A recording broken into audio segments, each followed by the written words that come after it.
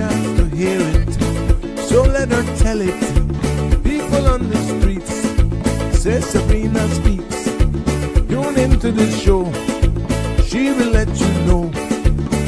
Tell all your friends and family.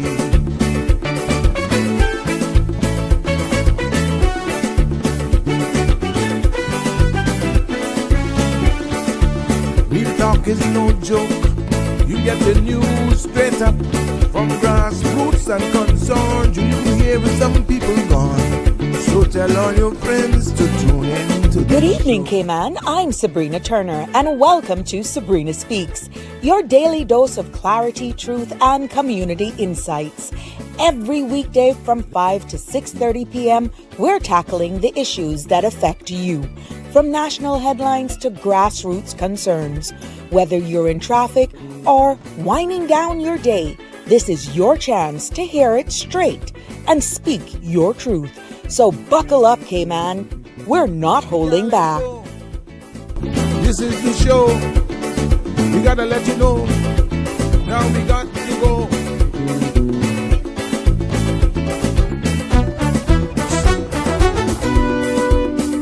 And now here's Sabrina. Well. Welcome back to another episode of Sabrina Speaks, the podcast where voices rise, stories unfold, and inspiration takes center stage. I'm your host, Sabrina. Happy Tuesday. How's your day been so far? I hope that everybody who is pretty much knocking off of work have had a very productive day. And for those of you who may be waking up from a sleepy slumber because you service on our front lines and part of the uniformed services, thank you for your service. I'm wishing you all a very safe shift, and your service is greatly appreciated.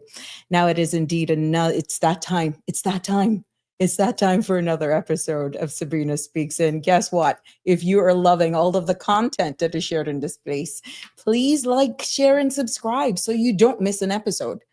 We're streaming live on all CMR Facebook, YouTube, and Instagram platforms. And you can follow me on YouTube at Sabrina Speaks, the number 12, and on Facebook, Sabrina Turner Community Activist. And thank you as well to all the new followers and subscribers. This space is ours, and we love all of you. So 936-8255 is the number to call and join in on this discussion, because it plans to be a jam-packed show today. Oh yes, the topic speaks for itself. I am not going to be alone, as you can see from the promotion. So I'm expecting, as we always deliver here on Sabrina Speaks, for this to be yet another very informative, thought-provoking topic that I hope will invoke suggestions, discussion, with even recommended solutions based on what we will be sharing here with one another today. So I am going to implore you all to pretty much relax and just pretty much hang with me as we go into actually this episode of Sabrina Speaks. We always start with motivation, and today's no different. And I'm definitely going to keep this going because I find them, I share them, and it is indeed a pleasure to share them with you. Today's motivation for August 5th, now more than ever, trust the process of your life. The universe wants you to be at peace with where you are before it propels you towards where you want to go. Surrender your expectations and make the most of your present by infusing gratitude into every thought. Acknowledge the gifts in your life that you have already been granted. Recognize your blessings and watch them multiply over time. You'll never be placed in a storm that you can't navigate your way out of. The universe doesn't want you to break down. It wants you to break free. Your golden chapter begins now. I hope that you like that, because I will definitely continue to be sharing those with you as we navigate and build this community. Now let's see who's here. Connie was first to class today. Welcome, Connie. I'm so proud of you. Hey, Jimmo. Hi. It's a pleasure to have you. Hello, Shaq. Hey, Miss Dorothy. Good evening to you, my love. And Shaka Zulu. Oh, yeah, the man's in the house. It's always a pleasure to have you all here. After you had that long class that went in triple and quadruple overtime this morning, oh my God, what a show. What a show the cold hard truth was. I mean, she pretty much take up her day, but I'm so happy that you guys were not only showing up for this class, but I saw you. I saw all of you. You guys are early as well. Hey, Anne, how you doing, my sweet? It is a pleasure to have you here. And Miss Rose, always pleasure to have you. So yeah, as we continue to build this space, today we're turning our gaze to a place, renowned for its prestige, beauty, and vibrant economy. But beneath all of that surface of this island paradise, a critical tension is brewing. The delicate balance between rapid growth and the urgent need for environmental preservation. And I'm talking about a place I am so proud to call my home. Yes, I'm proud to call the Cayman Islands my home. For years, we have experienced significant development boom, yet we have been operating under an outdated 1997 development plan, leading to what many experts describe as an ad hoc growth. Now, this isn't just about buildings. It's about our very foundation of the island's future. And we're seeing the tangible effects on our iconic 7 Mile beach. So, which is, battling severe erosion. We see it happening every day, a direct consequence of past aggressive development that replace natural buffers with concrete. And it is not just the land that we're going to be talking about. It's also our precious marine environment that's also at the heart of what we're going to talk about today. There are recent proposals on a ban of non-Caymanian from harvesting marine life aimed at protecting, our very own biodiversity and local resources. But, this also raises, in my humble opinion, complex questions about our even legal and social equity. So today, I took on this big topic. This show I hope to explore these pressing issues and pretty much the urgent calls for a new comprehensive development plan, the battle to pretty much save 7 Mile Beach, can it be saved? And the legislative efforts to protect our very own marine life. So pretty much a number of questions come to mind. What does sustainable growth truly look like for the place we call home? What's at stake if we don't get the balance right is also a huge question that should be on the forefront of all of our minds. So I invite you to stay with us, stay with me, yes, and let's talk about growth versus green, the development, erosion, and marine protection. But just a quick heads up. The content you're about to hear, including any discussions or opinions from myself, my guest, or participants, is intended solely for general information and entertainment purposes. It is not a substitute for professional legal, medical, or financial advice. So we're encouraging you to consult with a qualified professional for specific concerns. Now, Sabrina Speaks disclaims all liability for any decisions or actions taken in reliance on the information presented here and today. With all of that housekeeping and what a mouthful. I am so pleased to have join me in studio today. I am very happy to say that we have a very special guest. We have a very special guest. Welcome to the studio, Mr. Sammy Jackson. It is a pleasure to have you here. He Thank is you for having me.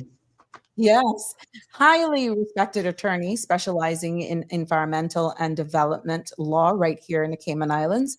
And he also brings a wealth of knowledge and a unique perspective. I love his candor on legal and practical challenges that we face with coastal erosion and marine protection. So, Sammy, again, thank you for joining us here on Sabrina Speaks. It is indeed a pleasure to have you. Thank you, and good evening to you and your listening audience. I listened Yes. with interest to your introduction, and I see that we need to broaden the discussion. I think perhaps I'll say it this way: what we lack, sadly lack, is the macro planning. We have the tools to do it. We have the legislative framework to do it, which, yes, needs to be enhanced. But we're not doing it very effectively because we approach everything piecemeal. We think of a legislation for special projects.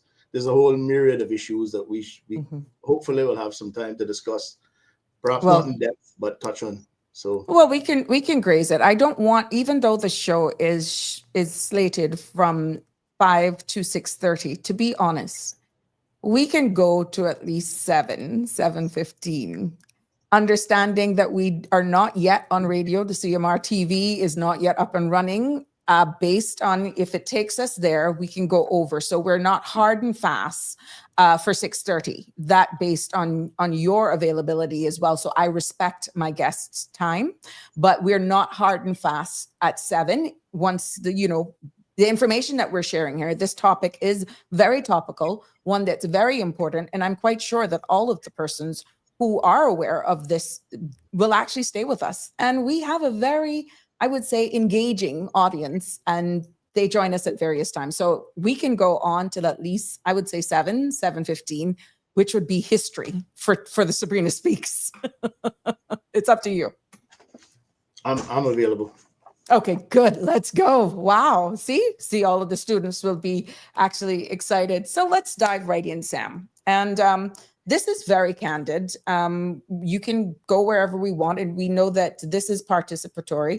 So at times you will get some of our callers calling in, but just get it so that we can just follow this whole thought process based on the introductions. We're going to look into this 1997 document that is obviously this new development plan. Experts agree that we need a new development plan, and pretty much it's urgently needed because, and I stand to be corrected, as far as I know, the current 1997 document is just woefully outdated. And one of the things, as I said in the introduction, that's led to ad hoc growth. Now, considering this rapid population growth that we're seeing happening before our eyes, the whole immigration reform and trying to, I guess, slow it down, but more so, the strain on infrastructure like our roads, we're seeing the waste management, and you can break this down in bits and pieces. I'm not expecting you to give me an answer, bang. This is what this space is for, but just to set the tone. How do you, based on all of your experience, envision pretty much this national vision of balance in economic development, population growth, and this also includes the preservation of Cayman's natural environment, and guess what? Culture as well. So that's a jam-packed, that's almost 2 shows. It could, we could be here months, but a week of content. It is correct that the 97 plan is obviously outdated.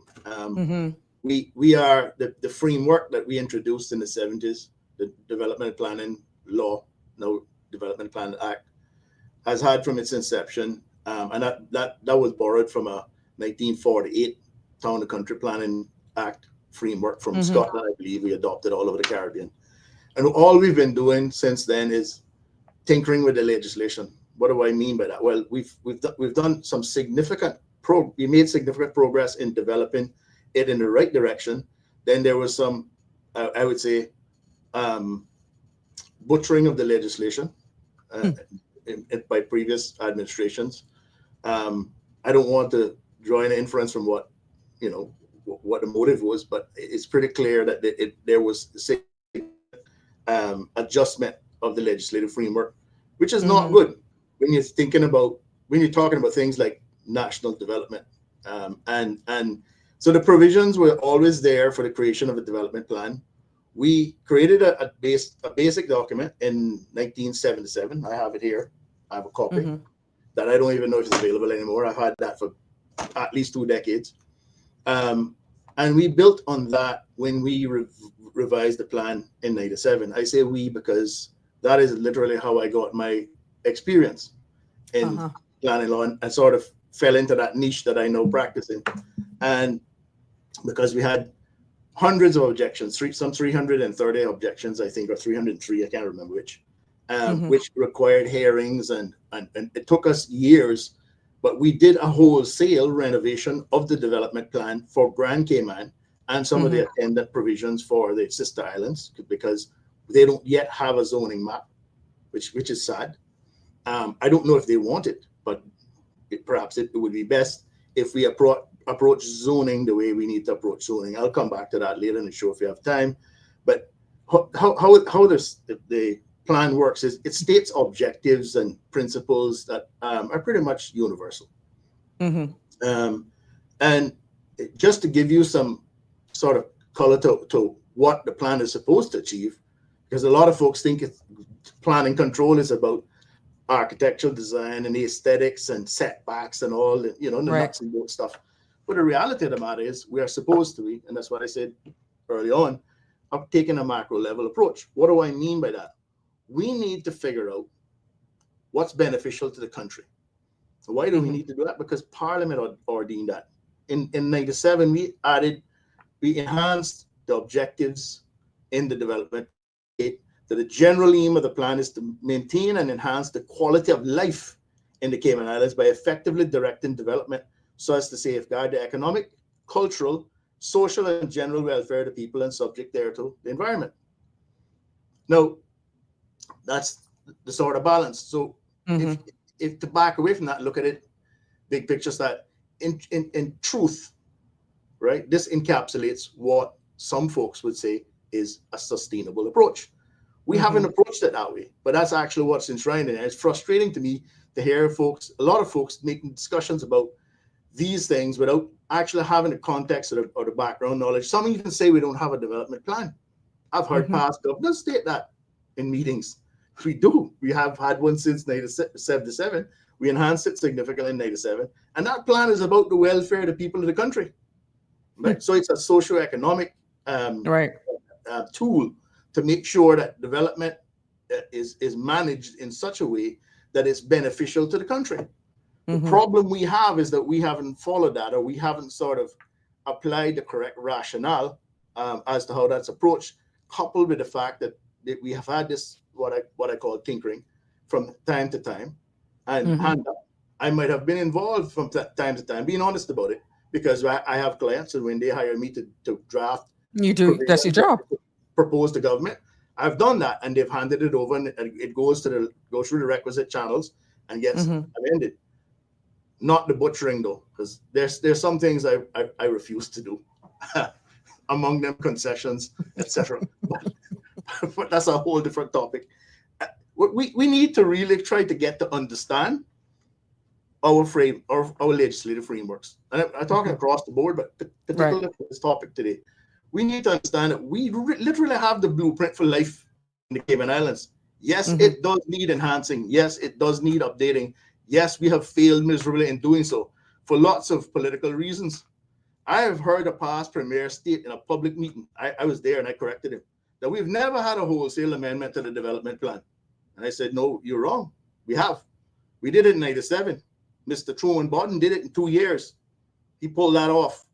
I don't know how, but I know how. But we got it done, and we were supposed to, because those provisions I referred to earlier requires a 5-year review with the clear intent that every 5 years we should be looking at what we want to do to enhance the plan. And initially there was even argument about whether we could amend the 77 plan because we had done nothing for nearly 20 years at the time. We got over that hump by, reading the legislation and trying to get a better understanding of it. And we now have this effort has languished from one administration to the next. We don't have any real momentum as far as I can discern. I can tell you, Sabrina, I have volunteered free of charge my services to the CPA to assist them with this. And I did that because I feel obliged that, on the basis that he who knows should lend knowledge where he can. And hence you're here today. You're here today. Yeah, just exactly. We just need to get the right people involved and focus on earnest examination of what we have and figure out where we need to go. And we need to drag into it all of those things that these objectives speak to. Mm-hmm. It's not just about setbacks and heights of buildings and all the exciting stuff, many Transportation and all that sort of stuff. Yeah. Mm-hmm. There's that, the infrastructure impact. So what is Correct. sustainability? Sustainability is building, only allowing development to advance in lockstep with all of the other essential elements you need, the necessary infrastructure. We just, they make sure that the people who benefit from the development are people who belong to the country. And there's lots of things that were done wrong there. LCCLs granted for people to come in and develop it, and they get to be able to build their own buildings, sell their own buildings, and there's no real economic benefit in that. So how is that not an offense? And if I can guarantee you this, if the CPA were to start attaching conditions to plan and approval that went as far as were as ambitious as to try to implement the objectives of this plan, they'd be sued in an instant. But at some point in time, we need to step up and face the music and say, we got to be able to control development, right? And a lot of my clients might not like to hear me say that, but a lot of them that are sensible will understand. We have all a vested interest in making sure we get this right. And the development plan amendment process is there. We have a template, we have a method. And the problem was in the past, people try to make it sexy by attaching this thing about Plan Cayman, when in fact you looked at it, it wasn't Plan Cayman, it was Plan Westbale Road, because it was piecemeal. Right. And it failed, or it stalled. Another administration came along, picked it up, and it didn't get anywhere there. And we just need to have, and there's lots of resources we can call on here. I remember way back when the UDP first one, not that I was a supporter of them, but I got surprisingly got tapped to be the legal advisor to a team of very competent folks, planners and architects, etc. Mr. Burns Conley, he was the chairman, and our purpose was to review not just the plan, but the legislative framework and make recommendations. We did an extensive report. Only some of those things were adopted. That was circa 2010, 2009 to 2000. So a lot of work has been done. Same thing goes for this Plan Cayman thing, but we need somebody who can sit down and take an honest look at it without being driven by politics and all of that. Just look at it and say, what's best for this country? And not short-term fixes, but something that will pretty much embrace long-term holistic vision for the Cayman Islands is what I'm hearing from you. And it actually has to be successful in benefiting everybody that's living here. Because when you look at a development plan, it's so much, as you alluded to, that's encompassing that in that one document that it can't be piecemeal. Yo, I'll give you a classic one. I've taxed a few friends of mine who, let's just say, they're on the green team. They advocate a lot on social media for restricting development, etc. To them, one of them the other day, do you realize we've had an EIA provision, or we call it an EIS, an environmental impact statement provision, in the development plan? We put it there in 1997. For mangrove areas, mind you, but still, that's been the focal point of EIAs anyhow, those sorts of areas. But to say that we didn't have that, and we've failed to follow the legislative framework. So, and if we're going to do that, what's the point of passing new legislation, right? We need some folks need to be held to account, and we need a complete restructuring of many of the institutions that regulate planning, or the central one being the Central Planning Authority. That needs to be a proper functioning statutory authority for one, without direct control from the executive, because guess what? That's what the Public Authorities Act calls for. That supersedes the development and planning framework and many others. The same applies on NCC, by the way. Same applies to NRA, everything else. They need to be functioning authorities with proper arrangements that function like modern statutory authorities like SEMA, etc. And then they be given the legislative remit that they need to do, and the duties imposed on them by law to do what it needs to be done. And we've failed because of a department of government servicing the needs of a ad hoc, well, a volunteer board source, so to speak. They get paid, but not really anything worth their time, to be honest, in my opinion. And a lot of folks step up and do the best they can do. I'm not criticizing anyone in particular.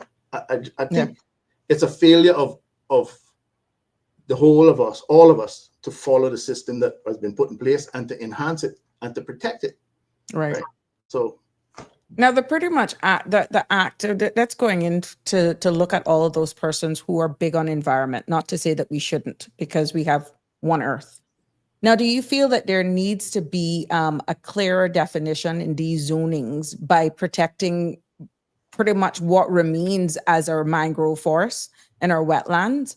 Because some people would actually tend to think we're overly tree huggers and not looking at the realities of life, where that there's insufficient housing for those who can afford them. We're looking as though we're getting the higher tier, but at the end of the day, the wetlands are being compromised. We're seeing what's in the public space of, I should be able to do what I want to do with my land. But do you feel that this plan should work in harmony with the National Conservation Act to avoid any more blips that we've seen? It has to. Here's why. We have a constitution. Unlike the UK and even the US, I believe doesn't have constitutional protection of property rights. We have enshrined in our Bill of Rights and our Constitution a protection for the right of a landowner or all property owners enjoy their property without interference from the government. Now, there are exceptions for things like planning control and environmental protection, but all of those exemptions are subject to one massive thing that everybody seems to overlook: prompt payment of adequate compensation. Now, what does that mean? That means if the government is going to restrict my right to use my land the way I chose to use it, right, within the remit of the legislative framework they laid out, or Parliament laid out, then I'm going to sue the government and say, you need to compensate me, because that's what the Constitution calls for. Remember now, the Constitution reigns supreme over all legislation. Exactly. And folks tend to forget that. And so they think that you can just blanket whatever private lands you want with whatever protection the NCC decides or deems to implement, because that they have a very powerful remit. But there's going to be a pushback. I know that because I'm in the industry. I've heard lots of talk. And let me give you the biggest example of that. We'll come back to that, I believe, later on, because I believe you want to talk about beach erosion. I will go. We're just doing it in steps. We got the time tonight, thank God. So we don't have to get ahead of ourselves. Just to keep, in context. We'll come back to that. But generally speaking, what does all this mean? Well, how do we achieve the sustainable balance that we need? Well, government needs to find a way to raise the funds to buy the land it needs to protect. Because the only how you can comply with the Constitution and the legislative frameworks and protect the land the way that sensitive areas, environmentally sensitive areas, is for government to own it, or some institution set up by government to own it. Well, along the lines of a national park commission or something of that nature, or agency or whatever. That it's sort of drilling down on that point. One thing I find sadly lacking is that we've never implemented national park legislation. We've written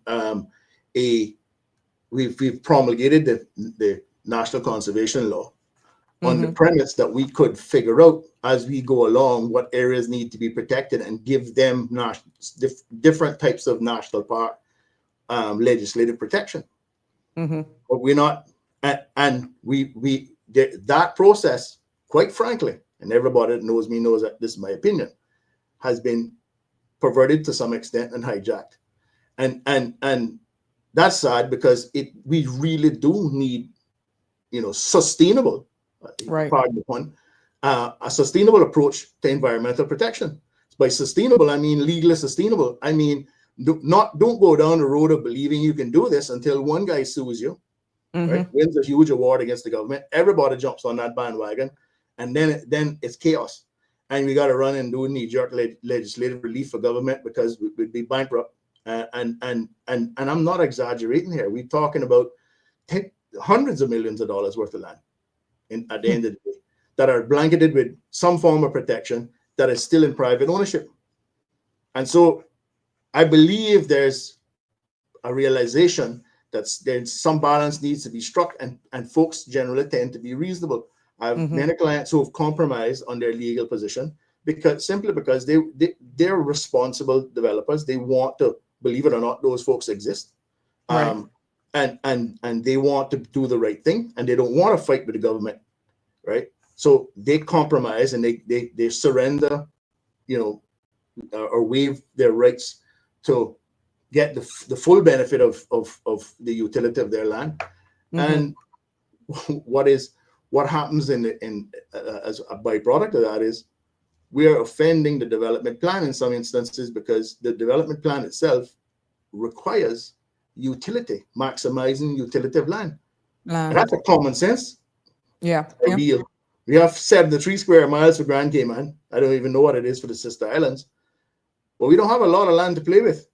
And we're going to come back to that concept. How do you do then that balance? Because then we look into some of the suggestions when you looked at vertical and not just horizontal development, and just striking that balance. We don't want the high rises, yet you're acknowledging the obvious. How do we look at that, but yet still being cognizant of all of these other implications that you're seeing? Well, if you don't allow developers to develop the full footprint of their site, they're going to want to go up, because they're going to want to maximize the return. That's a natural consequence. Right. Me personally, I'm no fan of high rises, not for Cayman. That's my personal view. It's just, again, that doesn't mean for the purpose of this, right. For the purpose of this conversation is why I went there with you actually giving how much more. But then you have the flip. Let's flip the coin. You have so many that saying enough is enough. How much more? But what do you say then to those persons who own property that is zoned, despite you saying that there's none over in the BRAT that you're aware of? What do you say to those persons who want to then develop on their land? You can't. Because the jurisprudence has developed around planning control in Cayman, borrowed from the UK case law that applied to the older legislation, which we've adopted, dictates that there's a presumption in favor of planning permission. I've said that many times. People get shocked by that. It's just common sense. You're entitled to develop your land. This is how the presumption works in principle, in practice. You are entitled to develop your land as you see fit, unless it causes some harm to a recognized planning interest, amenity to the area, nuisance to neighbors. Those things need to be weighed in the process. But you largely speaking, you're entitled to develop your land, and everyone knows that. Land without the development potential really doesn't have much value, does it? Correct. So this is what it's about. And we are going to have to find a way to compromise with those folks if the intent is, and this is a high level political policy decision that needs to be taken, that will then inform the legislative process going forward. What are we going to do? What are we going to legislate? Because I like to believe we're a country of laws. Some days I find myself doubting that, but that's all we're guided by, and forgive me for being a lawyer, but that's literally what prescribes how I advise clients. So I'd like to think that we still have a general duty and a general obligation to continue to adhere to legislation. But we need to create the legislation then. We need to adhere to what we have now and build on it. We need to get a better understanding. And that's why I agreed to come on this program, Sabrina, because I think there's a lot of public education needed. Which And this is pretty esoteric stuff. Not a lot of folks have delved into this. That's how I found my niche, because I got stuck in it by Mr. Truman Bodden back in the day when I was young counsel at legal. I got pulled into it. The SGs assigned it to me, and I didn't like it. I honestly I knew nothing about it, but I got deep-ended, and I learned along the way. And so I'm happy to share that experience as best I can, and that knowledge, because a lot of folks are talking a lot of foolishness. Let's be Yeah, blunt and about people that. don't know. You They don't can't you know. can't really sift it out what's fact, what's BS, and what's not if you just don't know. And I'm hoping that conversations and discussions like this, topics like this, that will allow you the time where you're not rushed, that you can just break it down. And you can see we have some participation going on here on the communication from our YouTube, Facebook persons. And of course, the phone lines are open. But I'm hoping that what we are actually sharing here will actually educate and inform people or people. So when these so-called bills come up, let's say they're going to hear this forum and they're going to put some priority on modernizing this plan, that people will understand, and engaging in the conversation is simplified because we would have assisted in getting the information out, educating and informing. And I thank you. I thank you for putting yourself here. And I'm going to say something else as well that might sound controversial, some might offend some folks. But what's sadly lacking is there's no readily available legal advice system offered to, and this is why I say the CPA. One of the reasons, many reasons why the CPA needs to be a functioning statutory authority. They need to have the ability to hire their own lawyers, right? When they need them. Give them advice on the fly, because I said this to them 2 weeks ago, because I had a matter adjourned, a simple matter about a very nuanced point, and they said, well, we're going to have to adjourn it because we need to seek legal advice from the AG's chambers, and because of that, that's what triggered this thought that I want to share with you. When I was young counsel in the legal department, we were on the fourth floor, the Tower building. Legal was on the fourth floor. Planning was the third floor.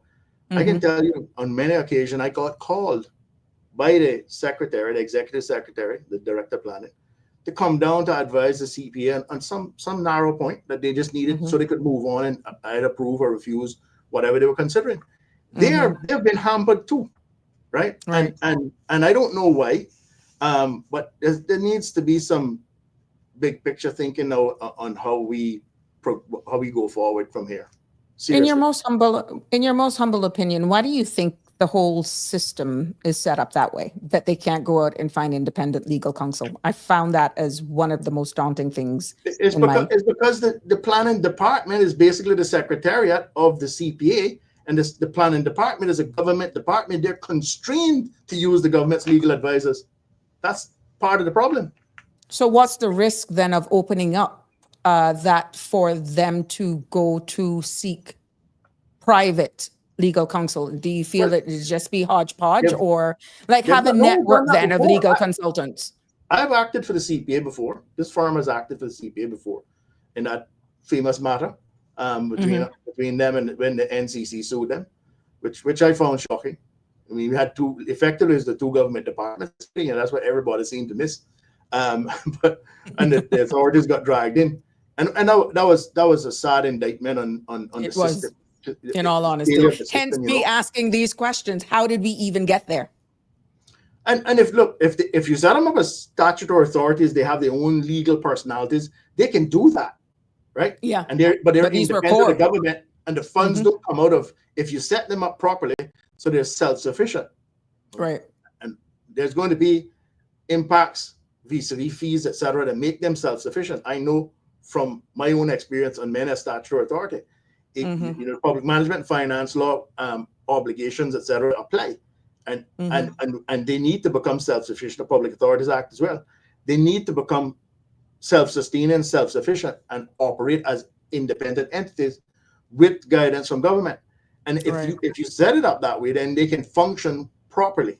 I think part of the problem, especially because they have the BCU, the Building Control Unit, sort of bolted on to planning.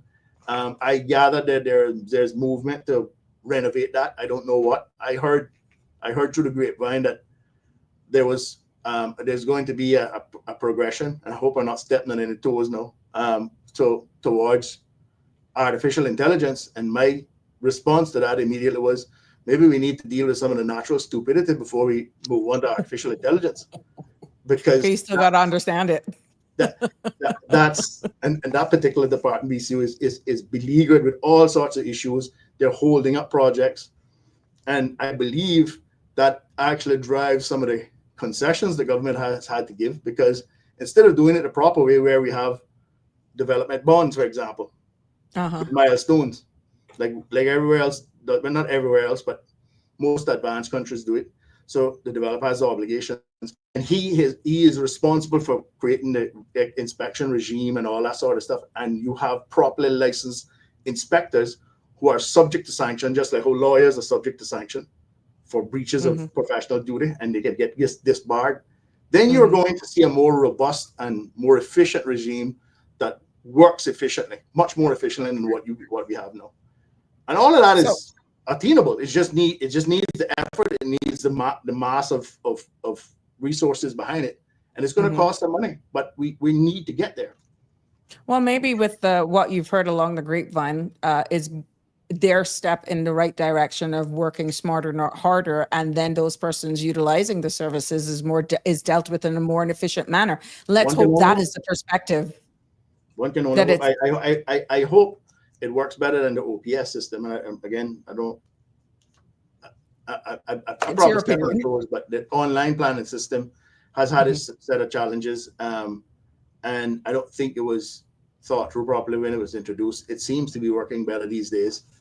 Everyone is happy with it, although I can't even inspect plans properly on a computer screen. But there's a myriad of things that can be taken care of along the way. What we need to do is get the framework in place so that we can then build on that. We need it going in the right direction. Correct. Well, this just isn't about preserving environment overall, because even when we go in, and I want to go into mandating, one of the things that they should consider is mandating coastal reliance and making sure that the setbacks are there, because it's just not about preserving the environment, but it's about protecting our very own economy and the safety of our people. But Sammy, we got a caller. Caller, good evening. You're live. Good evening, Sabrina, and good evening, Mr. Jackson. Very, very interesting discussion. I joined you maybe about 25 minutes ago, and I just wanted to listen. But once you touched this subject about legal advice, I felt that I had to call.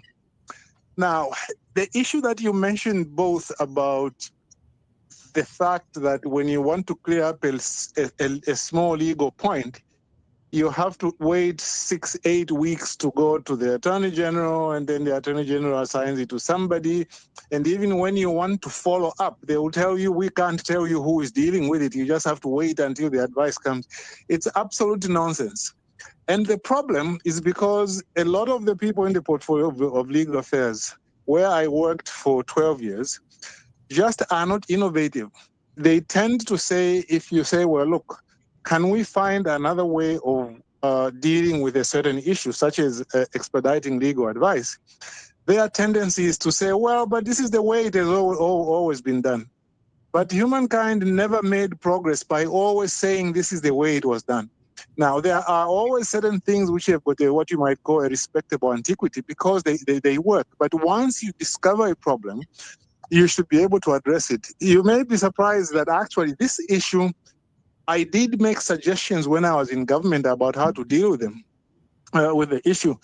In Australia, parts of Australia, they've got a system where, because of the problem that you've mentioned, what they do is they assign a number of senior legal officers within the Attorney General's office. They say, okay, Mr. So-and-so, you will deal with tourism. Mr. So-and-so, you will deal with planning. So-and-so, you deal with that.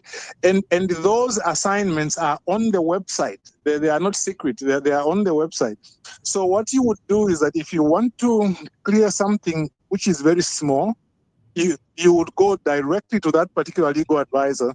And then if it is simple, they will clear it. But if they think that is a little bit more complicated, then they'll say, well, you send something in writing, let it go to the Attorney General. You see the flexibility there? That's the kind of flexibility that I think would answer some of these issues. But this is something I can tell you that I suggested to the Attorney General's office and it was refused. That is why up to this day, it continues that people have to wait 6 or 8 weeks to clear up only small legal points. I just thought that I should clarify that. Thank you I thank you very much. You have a nice day. Thank Bye. you. Thank Thank you. you. I can respond quickly to that. Sure, go ahead. The amazing thing is that we've regressed in that regard, because when I worked at legal department, I worked there for 5 years, and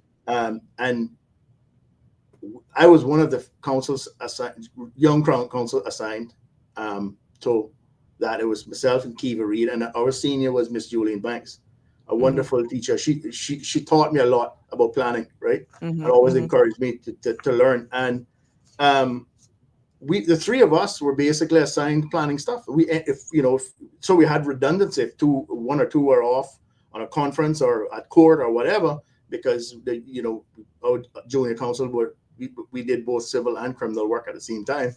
I don't know how I survived that, but we were assigned. We were the Crown Council assigned, and we get calls, and like I said, I would go down. I've had that experience, and that was even when you had lawyers on the board. Like I remember Alden McLaughlin, Sir Alden McLaughlin, when he sat on the CPA, and I think that was a sort of convention that they would put lawyers on the CPA. They tended to do that back then with all the boards. So you have somebody who would at least have the ability to say, hey guys, this is a serious legal issue we're dealing with. We better take some legal advice. Sometimes those things are nuanced, and a layperson wouldn't even think of it, right? A lawyer is going to scrutinize it with the legal lens, so to speak. And even if it's not an area that they're well versed in, they're going to be better able to identify a thorny issue that might arise, and so you have that system. But we had that in place, and I don't know what has happened. I have no insight into how things run in the government legal portfolio these days, but I see the results. It's not a pretty picture. Right. Now, can we just dabble into 7 Mile beach erosion? Perhaps this must be the most visible and emotionally charged issue that we face here. This whole erosion on 7 Mile Beach pretty much is not just an environmental problem. It's a disaster. Sammy, trust me, it's an existential one for not only tourism, it's driven economy, and a deep part of our own national identity. What do you feel when you look at what's happening there? People are blaming it on actually the aggressive development that you alluded to earlier on, and we heard about is it BioRock? Is it BioRock that were placed to try and help mitigate the erosion? But let's get into that. Let's just hear your side on that. Well, I say this as someone this is near to me, because I walk the beach. In fact, I've been proud of myself. I've been walking the beach every day for the last couple of weeks. Kudos to you. And there's lots of things that bother me. All the dead bees on the beach, that's my pet peeve. I won't bore you with that, but what is causing that? That's another. I have no idea. I have no idea, but talk about an environmental disaster, then something's going on there. I think we need to look into that. Because they had a swarm the other day as well. Yeah, they had a swarm there by the governor's house too. I don't know what disturbed them. I walk by there every morning. I saw the commotion, but anyhow, I've watched the beach diminish on the southern side, and I've seen it, and I swim down further down in the watermark area, and there's sand down there. There's a lot of sand down there. I'm not completely sold on this idea that the sand is gone completely, but I do not believe that it is viable to bring it back up. You have that longshore drift or whatever it's called, moving it down, and it's because of prevailing conditions. I don't think there's any that the beach is going to disappear entirely, but the southern end has disappeared almost completely in certain areas. Some of it is because of the quote unquote offending structures being built too close to the sea, but there's a way to solve that problem. The only way that we can solve that problem, and this is just my humble opinion, and I have had some insight into it because I've been consulted by a number of people to talk about it in general terms, and that's replenishment. And why do I say that? Because, and I'm not talking about pumping it back, because I don't think dredging it from down there, you then have the attendant risk of disturbing what's there. the northern side, I mean, of the beach, that's stable. Yeah. We have to simply replenish the beach, and we're not inventing the wheel. Lots of places do it. But how? My favorite example is the island of Sylt in Germany, off the coast, Mm-hmm. Atlantic coast of Germany. Every year, the government spends $600,000 to $1 million, I think, just moving sand around and restoring it to the beach because it slips out. And they do it in the off season, so that when the tourist season, and this is some of the most expensive real estate in Germany. Right. There we have lots of coastlines where governments have different types of programs where they restore the beach, and they do it. I guess if it slips out, then you can restore it easily. If it goes down the shore, it's probably more of a challenge. And I think we are the latter. So the best way to do that is find some sand, which needs to be carefully evaluated, because we don't need that ugly yellow sand we had down by public beach. But there's lots of places around here where I believe we could get sand of a suitable nature to restore the beach. And why would we do that? Well, the beach needs to be wide enough so that we have a shallow enough gradient that it stabilizes. So you look at all of the areas where the beach is really wide, like Island Club, etc. The gradient is so gentle that when the waves crash, they just diffuse and they don't suck back out they don't take sand when they go back out. And that's what we need. And we need to do that for another reason, Sabrina, because and this one might shock some folks. I've said this on radio, came on a program I did early in the year, I think. That area of the beach that the public enjoy the right to use under the prescription law is gone. The high water mark is gone. It's for the high water mark is a red herring. We have been, there's a certain group of people in this country that refuse to accept the legal position. You heard me talk about that earlier. There's fixed boundaries all up and down that coast. What do I mean by that? I mean fixed under Section 18 of the Registered Land Act. Once they're fixed, they're fixed. There's lots of myths about all coastlines are always ambulatory because somebody picked up a book and read something in Canada or somewhere else. Oh yes, we have riparian rights and all sorts, and people get confused and they think they know the answer, but they don't, right? You need to look at the legislative framework. And what does that mean? That means that the boundaries, the people own land in some areas now out in the sea. That does not preclude the public from going across that private land. Don't get me wrong, that we come into that. There's two things that overlap here. There's prescriptive rights, which are rights that are given to us by the Prescription Act that allow us to walk on any land that the public has used for more than 20 years. No matter whether it's owned by government or privately, it doesn't matter. But that area is gone. On the southern end, it's gone. You now need to wade chest deep where that area was that we could lay and sunbathe and our kids could play in the sand back in the 70s, 80s, and 90s. That's no gone. That's underwater. And if we restore the beach, then we restore who that is area. it for? But then who would it be for? That was an argument that I heard in a public space as well. If we're using this so-called high water mark, what part would developers and owners along that coastline pretty much have to play in this restoration? The ones that the boundaries are fixed, Sabrina, they'll be fixed. It stays there. That's not by operational law, right? So let's assume that most of those boundaries were fixed at some point in time in the past, right? If they're fixed, then they stay where they are. And if you fill out beyond them, then you not only have a publicly accessible area, you have an area that's actually owned by the Crown for the public benefit. And the government can make that. So there's some tweaks we need to the prescription law, by the way. I've been working on that, agitating for that for like 25 years. I've literally drafted turnkey legislative provisions and it got taken up and abandoned. That's a whole story unto itself.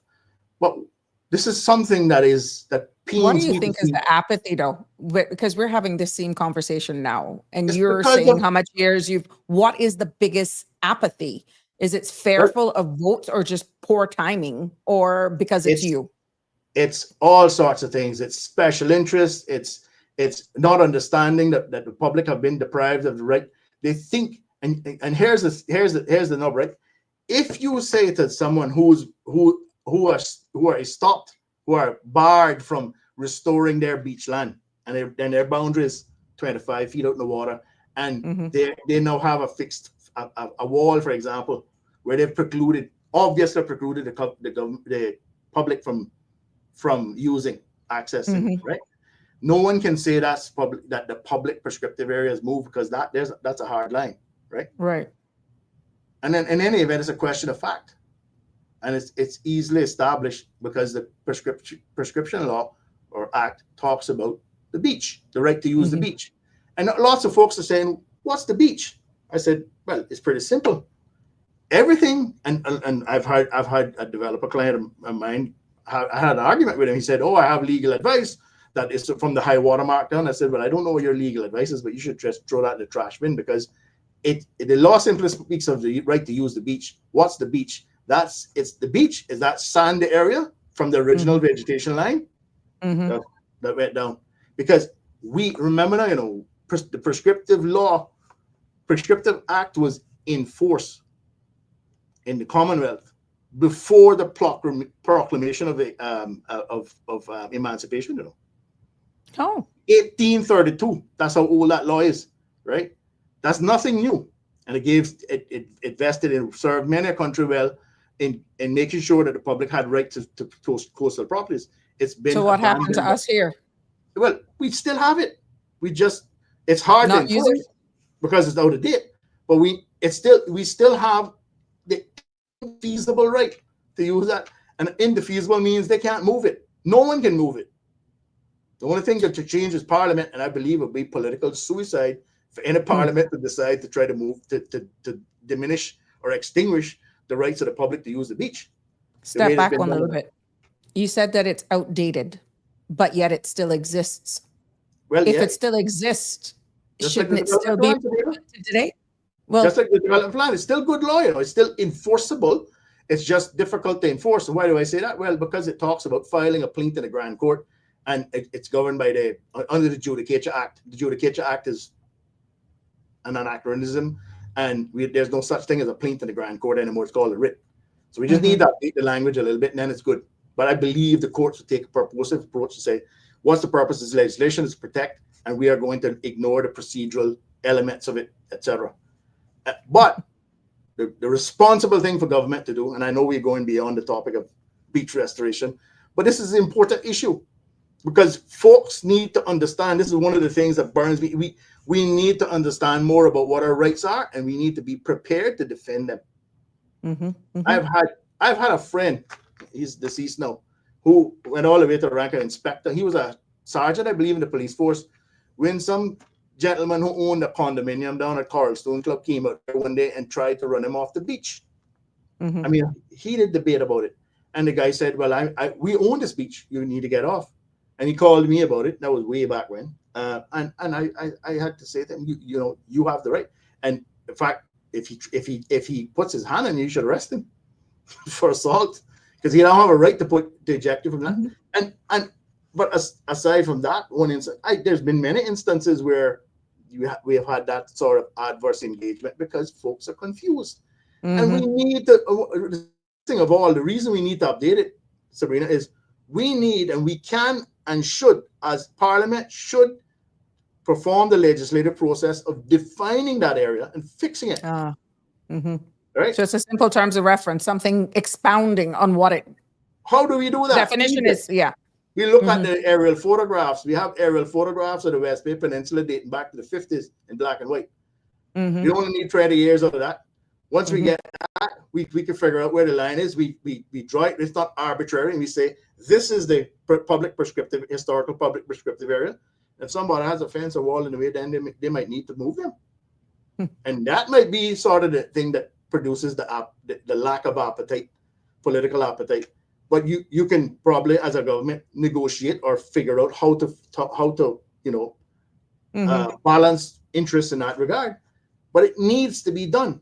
And when it's done, then we would have protection, and all of that that I'm talking about is great, and that's where I want to get to. But guess what?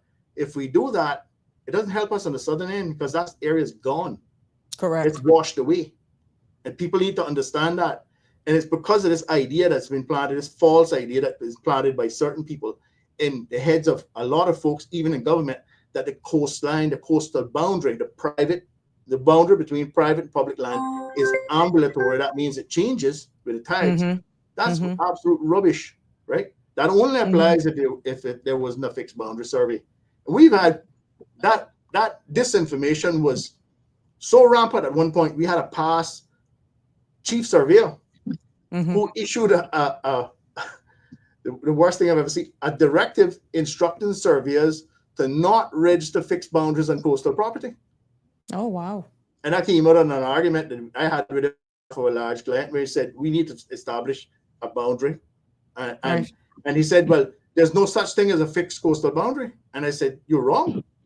And we did the research, and later on, a few years later, when Mr. Kurt Tibbetts invited us to address the PPM caucus, myself and Eric Ronnie, a very competent surveyor, we did a 4-hour-long presentation, PowerPoint presentation, etc., to them explaining all of the implications of what they were doing. And he was in the room, and he couldn't challenge it. Okay. And that tells me he wasn't the only one in the room. The director of environment, director of planning was there too. They all heard. No one said anything adverse. They didn't know, or they were playing a blind eye? I don't know. They didn't engage. Okay. But I can tell you what, we were ready to defend it. We literally had quotations from the law. We had diagrams. We had all the surveying stuff. The surveying law, the land survey law, the surveying regulations, all of that we came into play, and we showed them, and the Registered Land Act, and we showed them how those things intermesh, and what was being promoted was a myth. And so we have had government itself trying to impede the registration of boundaries, and it's all because somehow someone decided that was beneficial to some cause or other, but it had, and this is how these things come back to bite you, right? It had an adverse effect, because it literally has produced this notion now that because if the coastal boundary is ambulatory, so too must be the prescriptive area. It is not. It's Interesting. fixed. It's fixed. Very interesting. And on the southern end, it's in the water. So if we want to enjoy all of 7 Mile Beach, once again, it needs to be restored. And that brings me we're going to go into that. Yeah, but we got a caller, because I want to go into what would be some of your suggestions, because we know that there's that whole bio-rock thing there. We see in certain other jurisdiction, there are groins that can actually change the view that we have with all of these rocks going out in the sea. But it would be interesting to get your perspective on it. But we have a caller. Caller, good evening, and you're live on Sabrina Speaks. Good evening, Miss Sabrina. Good evening, Mr. Jackson. Good evening.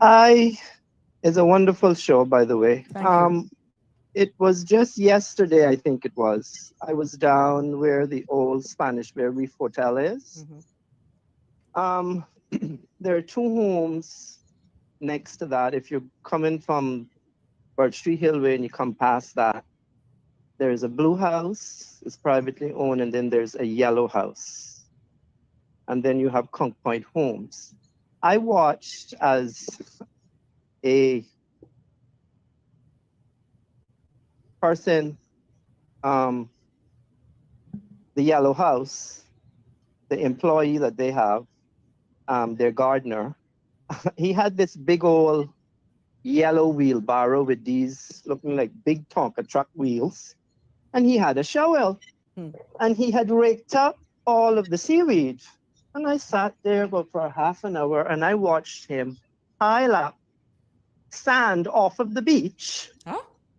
Yeah, okay. The big old bags, the big old brown garbage bags, black garbage bags, were there full of seaweed. So there's seaweed left in that sand, right? What has happened if people don't, you see, these foreigners come here and they don't know what is what. Earlier in the year, we had some nor'westers. So if anybody knows that stretch of beach, that time of year it becomes iron shore. Right now, it has come back basically, and it's a beautiful wide beach. But because the waves had washed up against his boundary line, his vegetation line with his chain link fence, and then he had sandbags put behind there. So the sand is gone from all of that now. So there's a big old drop down, and he wanted sand up there on top of these sandbags. So I watched his worker. And I said, no, this is not going down here today. This is my country. Enough is enough. Because it's not the first time I've had a run-in with this miserable white man that told me he brings his dogs down on the property, Spanish Bay Reef Hotel, to poop, and they don't pick the poop out. So he was spoken to twice by me and someone else. He cussed the other person out. So I said to him the day that all happened, before this incident, he says to me, we allow people to walk behind our beach. And I had to set him straight a couple of months ago, and with his wife, with the dogs, I said, you don't own that beach. And then he started screaming at me in Holland, you don't know who my wife is, she's a doctor. I said, who are you? You're in my country. You don't own any beach here. The beach that you say you allow people to walk behind your property there, it's 233 Calliste, Conch Point Road. I said, you don't own the beach. You own to the vegetation line, get it straight. I said, that there, sir, is the King's Bottom, the People's Beach. So yesterday I watched as his worker took the 2 big old truckloads of sand and throwing it up against these sandbags. So I waited till he finished loading the second one.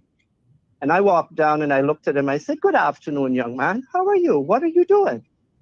Oh, he's taking sand from there and putting it there. I said, no, you're not. You're not doing it anymore. I said, I'm going to tell you what you're doing. You're breaking the law. I said, the people you work for, those owners up there in that yellow house, they own to the vegetation line. This here is Crown land. This is the King's Bottom. This is the People's Beach. You don't get to take sand from there to put there because the sea has eroded it. I said, let me tell you something. You're breaking the law. And if you want me to video you and pick up the phone and call DOE on you right now, which is Department of Environment, I'll do it real quick for you. So I'm going to tell you what you do. You stop taking sand off of this beach to accommodate where the sea has already eroded it. I said, that's what this sea does. Certain times a year it takes the sand away, and there's certain times it's going to bring it back. I said, but I'm going to sit down here and watch you, and I'm going to tell you, this better be the last load of sand you take off of this beach that you're not supposed to be touching. I said, you are breaking the law, and if you want to get in trouble, continue doing it. He looked at me and says, oh, I'm just going to do this one. I says, you better just do that one because I'm going to be sitting down here under this tree watching you. So he did what he said he was going to do. But the problem I have here is when people purchase beachfront property, they think they have purchased the beach. Mm-hmm. Mm-hmm. And they want to run you off of the beach that we, Caymanians, have enjoyed for generations. And this is the problem I have with anyone that thinks they have bought any piece of beach in these 3 islands. You have bought a piece of property and you cannot touch the beach. You own to your vegetation line and that's it. I don't care if the sea and the storms had tore up all the way up to your pool.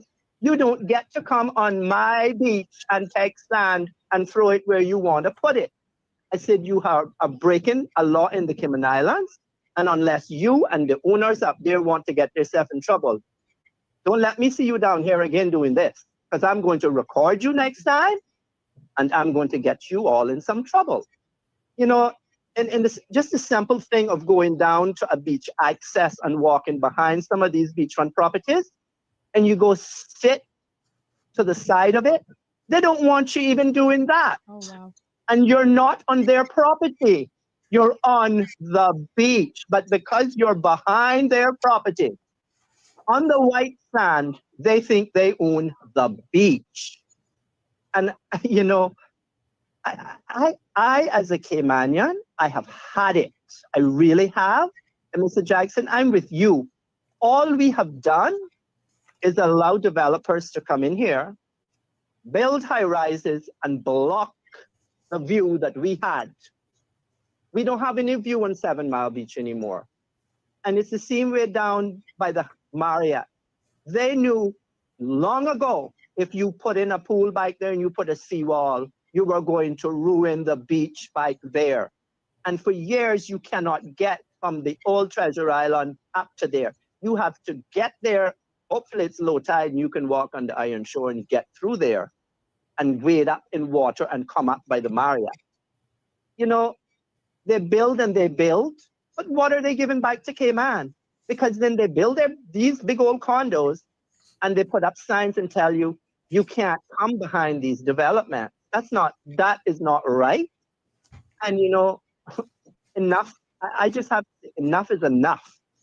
Because if you can't even go walk on a beach where you are from as a citizen of this country, then what else are we going to allow people to come here and do? You know, we make them come here, we're as kind as nice as we can be, and then they get an upper hand on us and they want to tell us, oh, you can't go there, and this beach access is not for you, or you can't come sit behind here. You don't own the beach. And I don't understand what these people are thinking. You do not own the beach. You own to the vegetation line of your property. Thank You know, I've just Sam? had enough. Thank you, caller. I can Thank hear, you very much. I hear the passion. I hear that cry, No, and that is why I'm so happy we're having these type of discussions, and that we will have persons like Sam that would come on and actually just break it down and educate us. Right, and persons like you to give scenarios, because people probably wouldn't understand. They don't, you know, we don't know what. Most people don't even know what goes on our beaches, you know? It's true. And the other property cut down these wheat and willow trees on his and threw some of it on the other property. And I'm like, you can't, you know, you people can't do this. You cannot do that. You know, we have laws, and when you look at them and you tell them, it's the same when I go there and you see them out there fishing and they're catching these little 5-inch fish. Oh, well, I said, you're breaking the law 8 inches. That's why there's nothing out here to catch anymore. It's like people don't care no more. They just take and they keep taking. And we as people just, like Caymanians, we have given and we have given. And now it's time for us to say enough of this. We got to preserve what little bit we have left. And all of these stupid high rises going up into the sky, blocking the sea breeze coming off of the beach. You can't even see 7 Mile Beach anymore. We can't see it. So we can't allow it to go on anymore. I'm sorry. I'm passionate about the environment because I want to be able to enjoy it into my good old age if I am living. I don't want to see everything destroyed. And I'm sick and tired of people coming here and telling me I can't go sit behind a beach that I have done for years. Thank you. I'm just fed up with it now. Thank you. That's where I am. Thank you. Thank you. Keep doing what you're doing, Miss Sabrina. I know you're new at it, but all I have to tell you is you have found a perfect spot for you. And we, the Caymanian people, we're behind you. Thank you. Because you know what? We need a voice, and we need to be able to come and say, this is happening here. This is happening there. This is our country. And if it's not for Caymanians to protect it, then who else are going to protect it? And I'm going to end with this. We voted no for cruise ship fares. People don't realize why it was done. I had a visitor here a couple of weeks ago say to me, why wouldn't you want a cruise ship? Why did all you vote no for the cruise ship?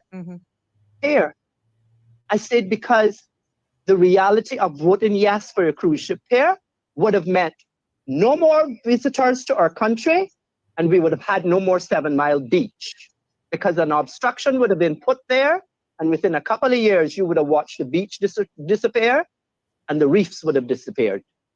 And he said, wow, that is very interesting. I said, yes, it's interesting, because that's our livelihood. Without 7 Mile Beach, where would Grand Cayman be? Nobody would come here. You want to come here without a beach? I remember the Marriott in the 80s and the 90s. It had a beach. Now it's gone. And it's all because of foreign greed, and because we do not want to step our foot down and say, no, they need to go to all of these condos that have these seawalls where the Marriott is down there, where the sea has and the sand has disappeared. Tell them to put them down, all them down, and the beach will come back. Just look, a prime example, the old Royal Palms. The beach is back. It's common sense here. But the people that are doing the damage don't seem to have any common sense. And then they can pack up and go. And where do we have to go? This is all we have, these 3 little islands that we call paradise. But they want to come here and finish, destroy it, pack up and go. It's just like I said, if the cruise ship piers were built and the beach disappeared, the cruise ships would pull out too, because there's no beach. So why would they stop in Cayman?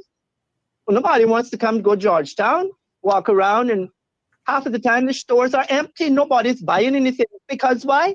Everyone's gone to 7 Mile Beach. I do it like when the cruise ships are in. I go sometimes in town. I walk through Cardinal Avenue. The biggest mistake we ever made was to pay for that. The stores are empty, and then you go down on 7 Mile Beach. Everybody's on the beach, or everybody's gone to Stingray City. And people don't understand, if you had built that cruise ship here, or piers, a couple of years, there would be no 7 Mile Beach. And I am grateful and thankful. I know there are many people in the cruise industry, but they can transition from that full time and do stay over tourism, which is more profitable all year round. Because we don't want to destroy what little bit of paradise we have left. That's what we need to harp on. We need to save it. And you are right, Mr. Jackson. Government needs to go on a buying spree and buy up some of this land so that we have it for national parks, that we can save this country. Because you look up, you might think there's a lot of land, but there's not a lot of land left, because they're filling up all the mangroves and destroying everything. And if a major hurricane hits here again, like Ivan did, God forbid, where are we going to be? Everyone can pack up and leave. Where are we going to go?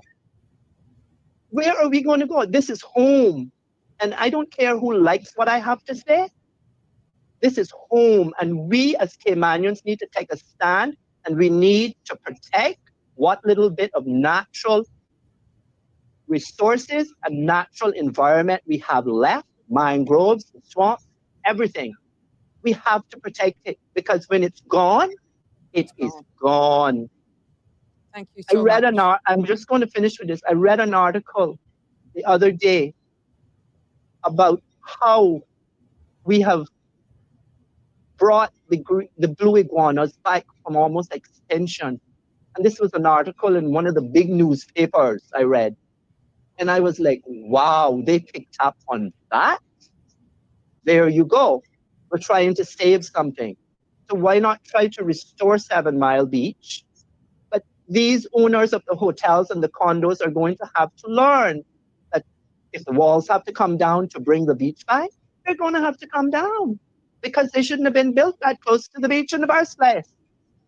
Thank you. That's all I'm going to say, because I am very passionate about this country and about the environment, because it all plays a role in everything we do. And if we destroy what we have, there will be nothing left for us.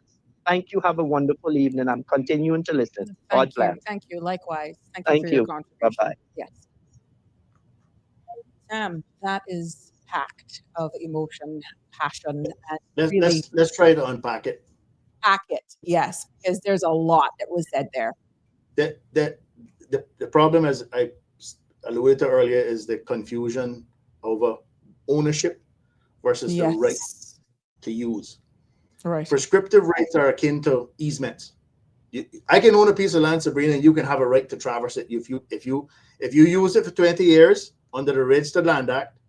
And I'll come back and explain the difference between that and the prescription law in a bit. You can acquire a private right to use that tract over my land forever, unless I petition the court and say it's obsolete, or there's a bunch of things I can do, but it has to be a legitimate reason to extinguish it. But it's my land, it's my privately owned land, but I can't tell you can't traverse it because you've established that right. So too, that's exactly how the prescriptive right under the prescription law. The difference is prescriptive, and even the courts have been confused about this. I've seen prescriptive rights acquired under the Registered Land Act are registrable, and consequently they can be deregistered. That's something we need to bear in mind. Under Section 95 or 96 of the Act for either abandonment or obsolescence. So you don't want that regime regulating your right to use the beach, Right. because that's rife with risk. But what we have is that old legislation that says you have an indefeasible right to use the beach and access to sea and access to the beach where you have used it for 20 years continuously. Mm-hmm. Continuously don't mean every day. It don't even mean every month. It means, a repeated pattern of use over 20 years. West Bay Beach, 7 Mile Beach, without question, there's a prescriptive right over it. It's just a matter of defining the area. And that's easy too. If we put our minds to it, figure it out. So to use the example of the caller, he said folks don't own the beach. He's acting on instinct. The correct legal position is they may own the beach. I don't know. You need a surveyor to establish that. Right. It depends on where the survey marks are, right? Right. But regardless of whether they own the beach or not, they don't have the right to remove ballast from the shoreline. That's a criminal offense, like for a small amount, right? And B, they don't have the right to impede the public if there's prescriptive rights that apply. That's a question of fact and law, right? If prescriptive rights apply, then they've lost the ability to obstruct anyone using that beach, because those rights are enjoyed, what we call in gross, by the public at large. Every member of the public. The prescription I talks about a class of the public. That's some kind of arcade. So it doesn't need to be the entire public either. Right. It might be a group of folks who lived in the area who use this particular beach, Smith Cove, for example. Right. And they can come forward, prove to the court, we've used this continuously for 20 years. No one can. The courts can't even extinguish that right, because the law says it's indefeasible. And a lot of folks have gotten away with doing things that they shouldn't have done because they moved indefeasible prescriptive paths to the side of their property under this other confused regime of development planning, beach accesses, which we prescribed in legislation, which are a bit shaky, legally speaking. I won't get into that now, but to continue to unpack what the caller was complaining about, he's right to concern himself with the fact that they're removing, material from the coastline. They shouldn't be doing that they shouldn't be doing anything of that nature without planning permission anyhow, if it's private property. And on top which is what was the delay, sorry not to cut you, which was what was the delay where the last storms that came through, I was still in government then, that they had rebar coming out of the sea and all that sort of stuff, that they couldn't even remove that, and it was a risk. So what was actually described right there, if government had to wait to remove a risk? Yeah, but Sabrina, why would honestly, there are some exigent circumstances where it's easily justifiable. Exactly. And there was a tree as well. Rebuilding all these government docks that have been sitting there, post sticking out of water since 3-4 years. That we got the government got to get a coastal works license to establish a dock for themselves for the public's benefit. That's crazy. I'm sorry. One civil servant can say, no, you need to come to me to get permission for me, allow you to do work on your own land for the public's benefit. I don't think we all go down our rabbit hole today. That's a whole different discussion. But it does. Going back to what the caller had said, go ahead. Yeah. So the best thing to do is call the police or someone. Not that you're going to get a robust approach to such things, because they're generally trivial in nature. But moving on from, shouldn't there be like a hotline for DOE though? Should there be like a hotline to report stuff like that? Because one thing for RCIPS, the Royal Cayman Islands Police Service, to come and do that.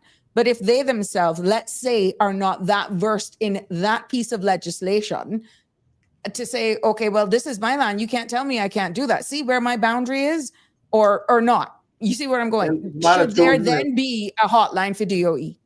It's a matter of choosing the uninformed versus the misinformed or disinformed. But again, going back to what the gentleman was saying about, well, we need to let them tear down the walls. Well, here's the thing. That's not a legal reality.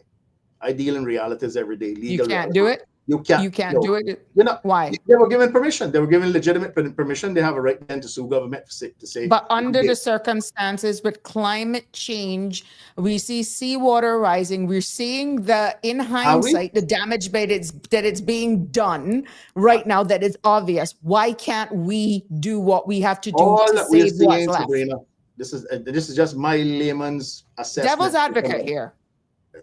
All what we're saying is longshore drift because of prevailing currents, etc. If you swim out there in our rock area beyond on the south end of 7 Mile Beach, you'll see what it is. There's currents, right? And they move the sand down the beach, and maybe in 10 years it might come back. We don't know, but we know we can't wait that long because there are buildings there that are under threat. And it's all fine and well to say, let's adopt a managed retreat approach. Well, you know what managed retreat is going to, and this is something I've said on record, as reported in the Compass in a planning hearing. What managed retreat is going to get government is sued to the tune of a couple of $100 million, and they're going to be successful.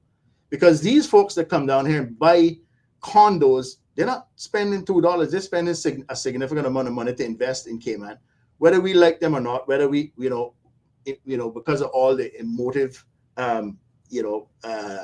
discussion on social media and what have you. That's part of the problem.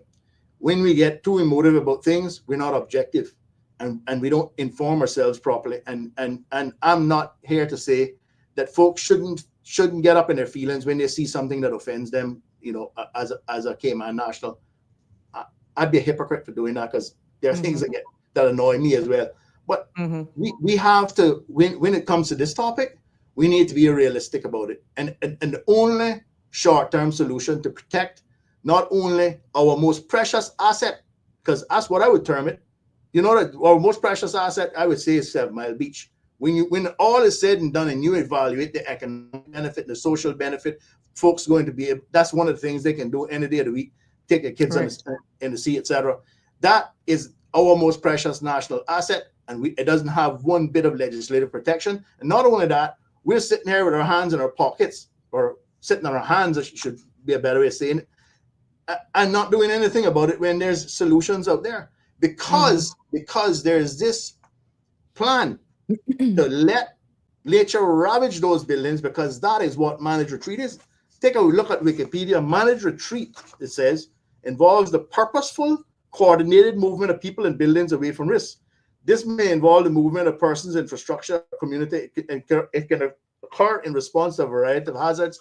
If you look it up on the internet, it says basically it's a deliberate attempt to let the sea invade land. Now, common sense. I see one of you folks posting about common sense.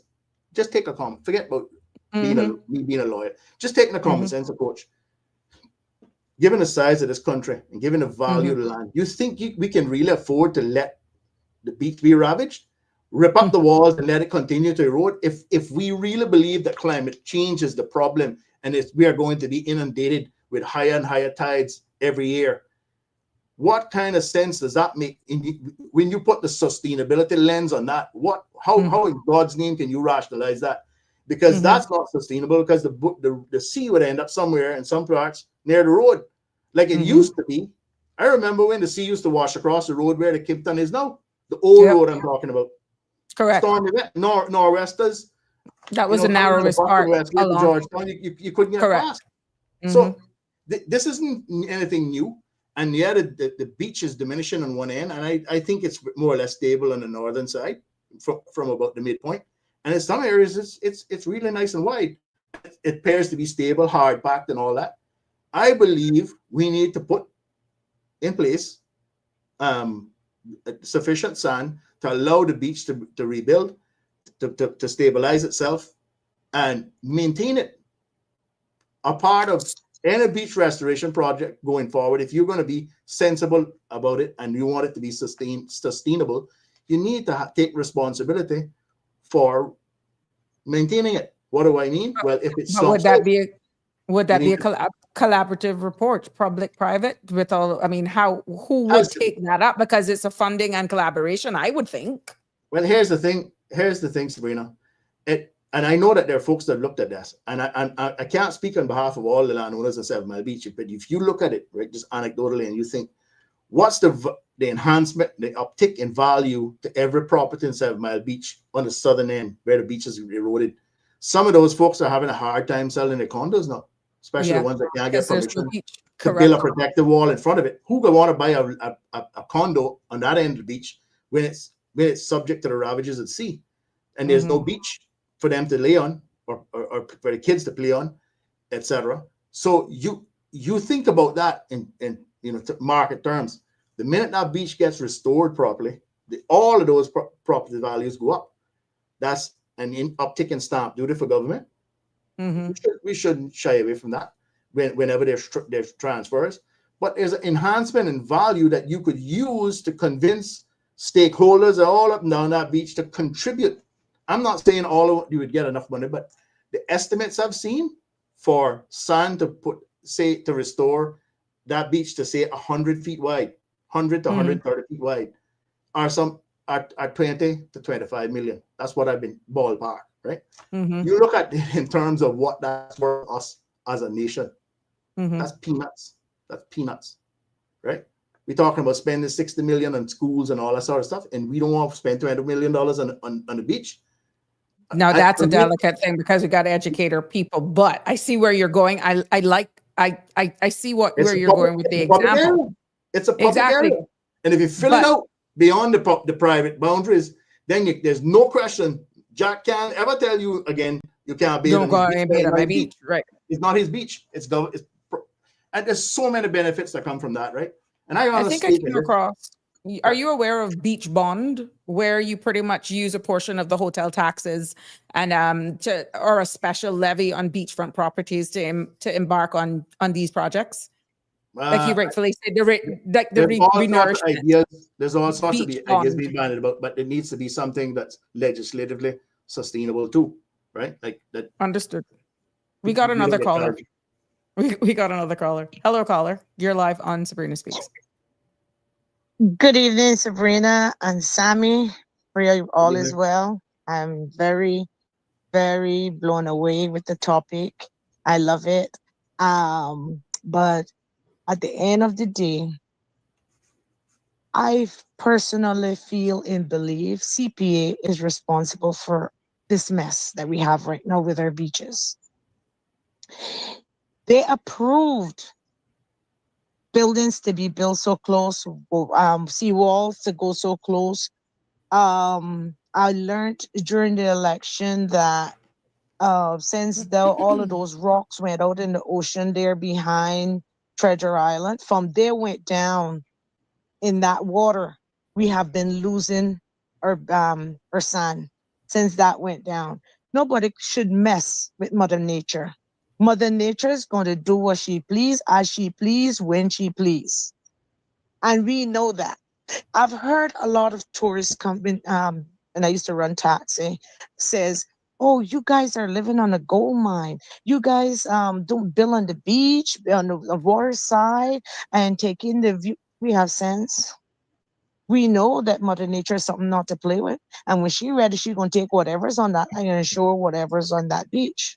I just don't think it should be our government's not a government, the people's money to replenish back a beach that all it takes is to get rid of what caused it, what's causing it, what continuously is causing it. Mm-hmm. You understand? So you're going to spend or looking to spend so much millions of dollars to put sand back out there. The same thing's going to happen again. Somewhere down the line, the same exact problem is going to occur. That's why you need to maintain it, though. So my thing is fix the problem.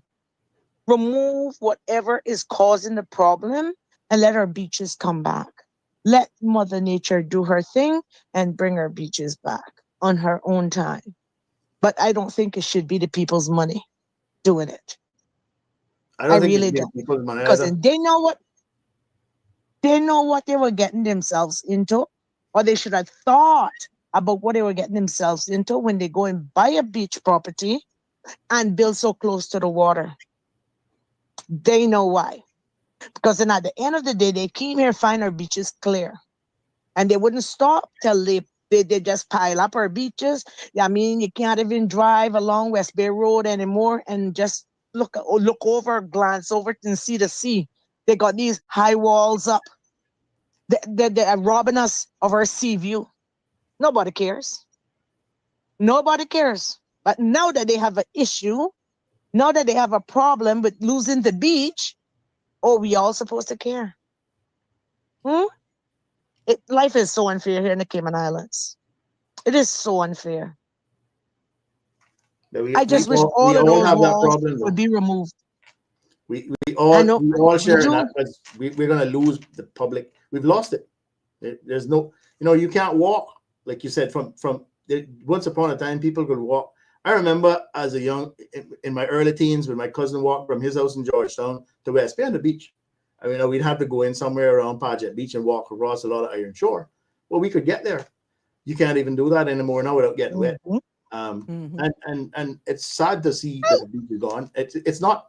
I'm not here to advocate on behalf of any developer or development group. I'm simply saying, if you want a solution, you gotta the only way to do it. The idea that we can sit and wait for the beach to come back, knock all the buildings down, first of all, isn't realistic, and secondly, there's no guarantee, even if we could pull that off somehow without the consequent liability, that the beach would come back, because it looks like it's taking it down further north, and so if you restore it, you got to find a way to stabilize it, and I think there's methods to do that. Obviously, it needs a lot of expertise, so there's going to have to be some money spent. But the idea that it's been only beneficial to them folks that built too close to the sea, that is not.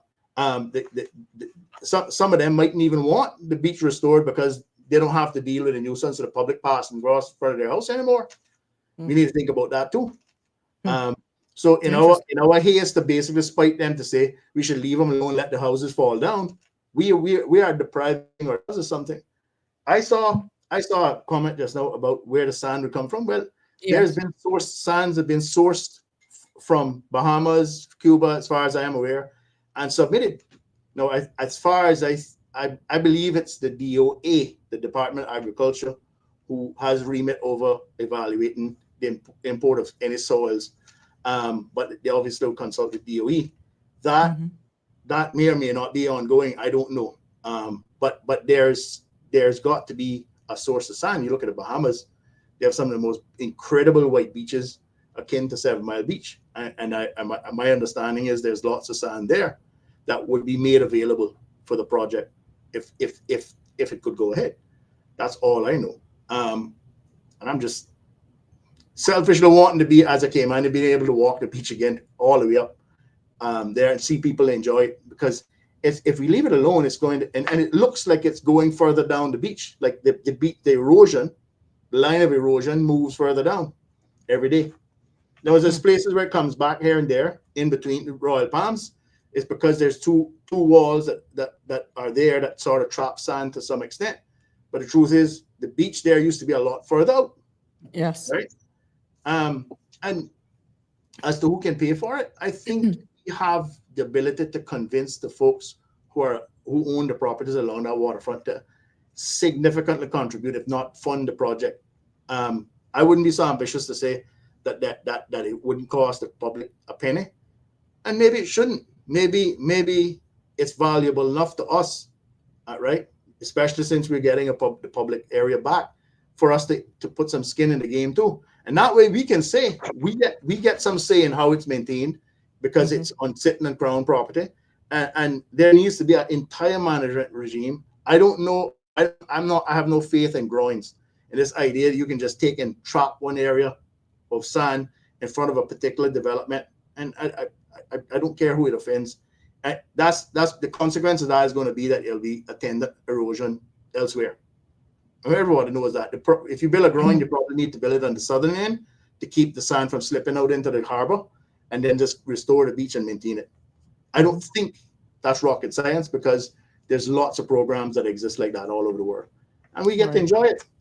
But we need that legislative reform that I've been preaching about, because we need to be able to, when somebody comes on and says, "Hey, I paid for this beach, I contributed X 100,000 or 10,000 or whatever," you can say, "Well, I'm sorry, this is a public prescriptive area as defined by law. Move away." How difficult is it then to really just get something like an amendment? You do not have to do an entire rewrite, but actually key things that could actually help protect and enhance what we have, instead of doing an entire overhaul. how hard would it be then to actually just do an amendment to current legislation? I could print it off and give it to you right now if you want. Even So has a what's government the letterhead in problem? it, because I might have had a template from previous. But you see what I'm asking, because what I'm saying, instead of All it doing takes is political will, Sabrina. That's all it takes, and it doesn't take a lot of effort to amend legislation, as you know. okay, so let's say there's political will. What would be some of the key takeaways of embracing, let's put it out into the universe, that after this, you get a call. I need to have your undivided attention. Let me see what you got. Could you share, give us a synopsis of what that would mean for us as a people? It would mean that when someone tries to tell you can't use the beach, well, the full effect of it would be someone who tries to move someone from a public prescriptive area would be themselves committing an offense, and they're subject to legal penal sanction. Mm-hmm.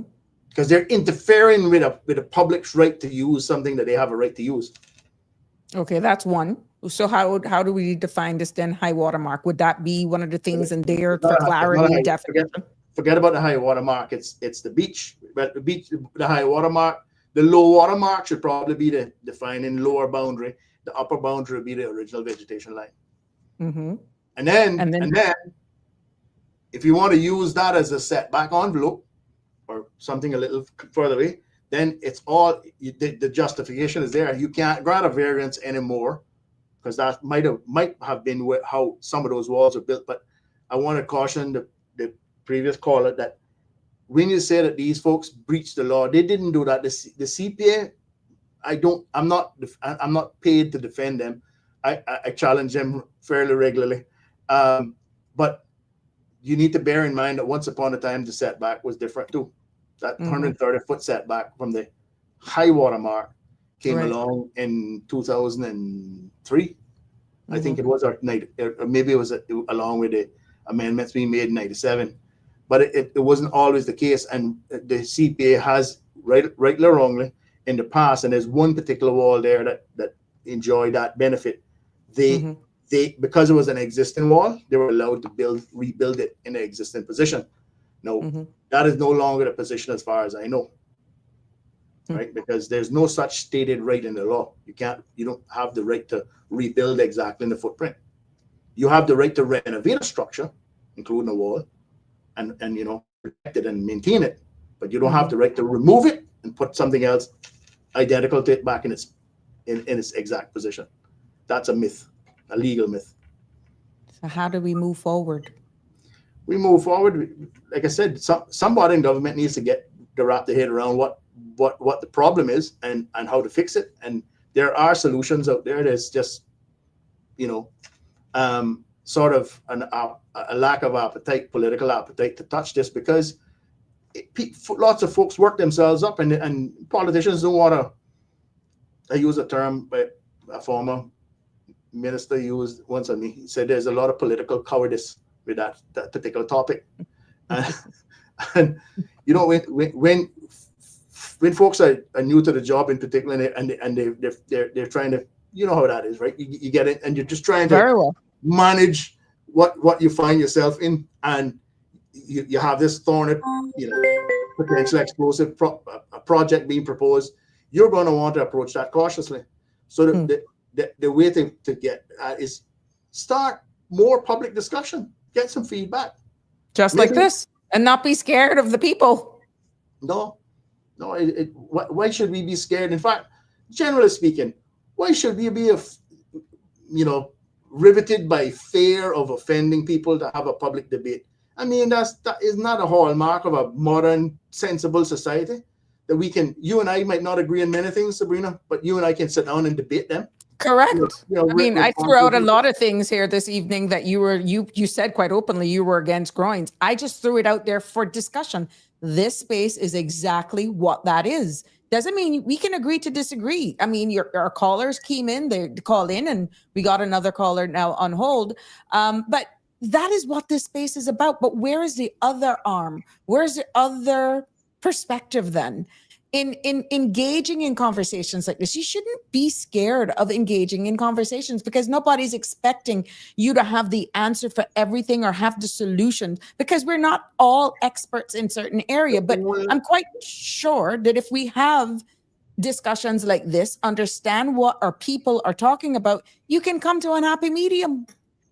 The only people, I say this quickly before you take the call, the only people who would be offended by a project of this nature going forward, who would be, for the want of a better word, compromise in their beliefs, would be the folks who are advocating for managed retreat. And that is a disaster in waiting. That you cannot afford to lose more of the island than that, you know, and the idea that you could just sit there, your arms folded, and don't take any sort of, create any sort of revetment system to protect us from the sea.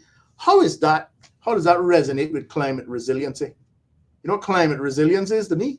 Building up an area behind, and I can show you examples of it. If you look at Watermark, for example, they have this high rise. Everybody hates them. Okay, fine. Not really my style, but you know what it is? It's far back from the sea. That's why it's close to the road. And that's an approach taken by that developer. And on the side of it, you have two huge humps where the beach access, the public beach access prescribed by planning, and the fire lanes are, right? And what does that do? That means if you did that continuously down the peninsula, you would have climate resiliency, because you'd have a wall that's probably about 12 feet above sea level, or if not more, that when in a Ivan storm event, between the building and those humps would keep the island, that part of the island, from being flooded, at least to some extent, right? And so there are ways you can do that. Borrow ideas from the Netherlands. We have to protect with this idea, this little flat island, just sit there with arms folded and wait, let the sea erode it. I mean, that's crazy. I'm sorry. And if the motivation for that is that we need to spite these evil people, rich people who came and bought all this property on the 7 Mile Beach, that's even crazier. Because I don't mean to offend anyone, but that's my view on it. Because you cannot expect them to sit, right? They came and bought here. They're entitled to rely on the laws and rules that exist in this country, and this including the setback provisions. Most of them didn't build the buildings they're living in. They bought, and they spent millions in many instances buying it.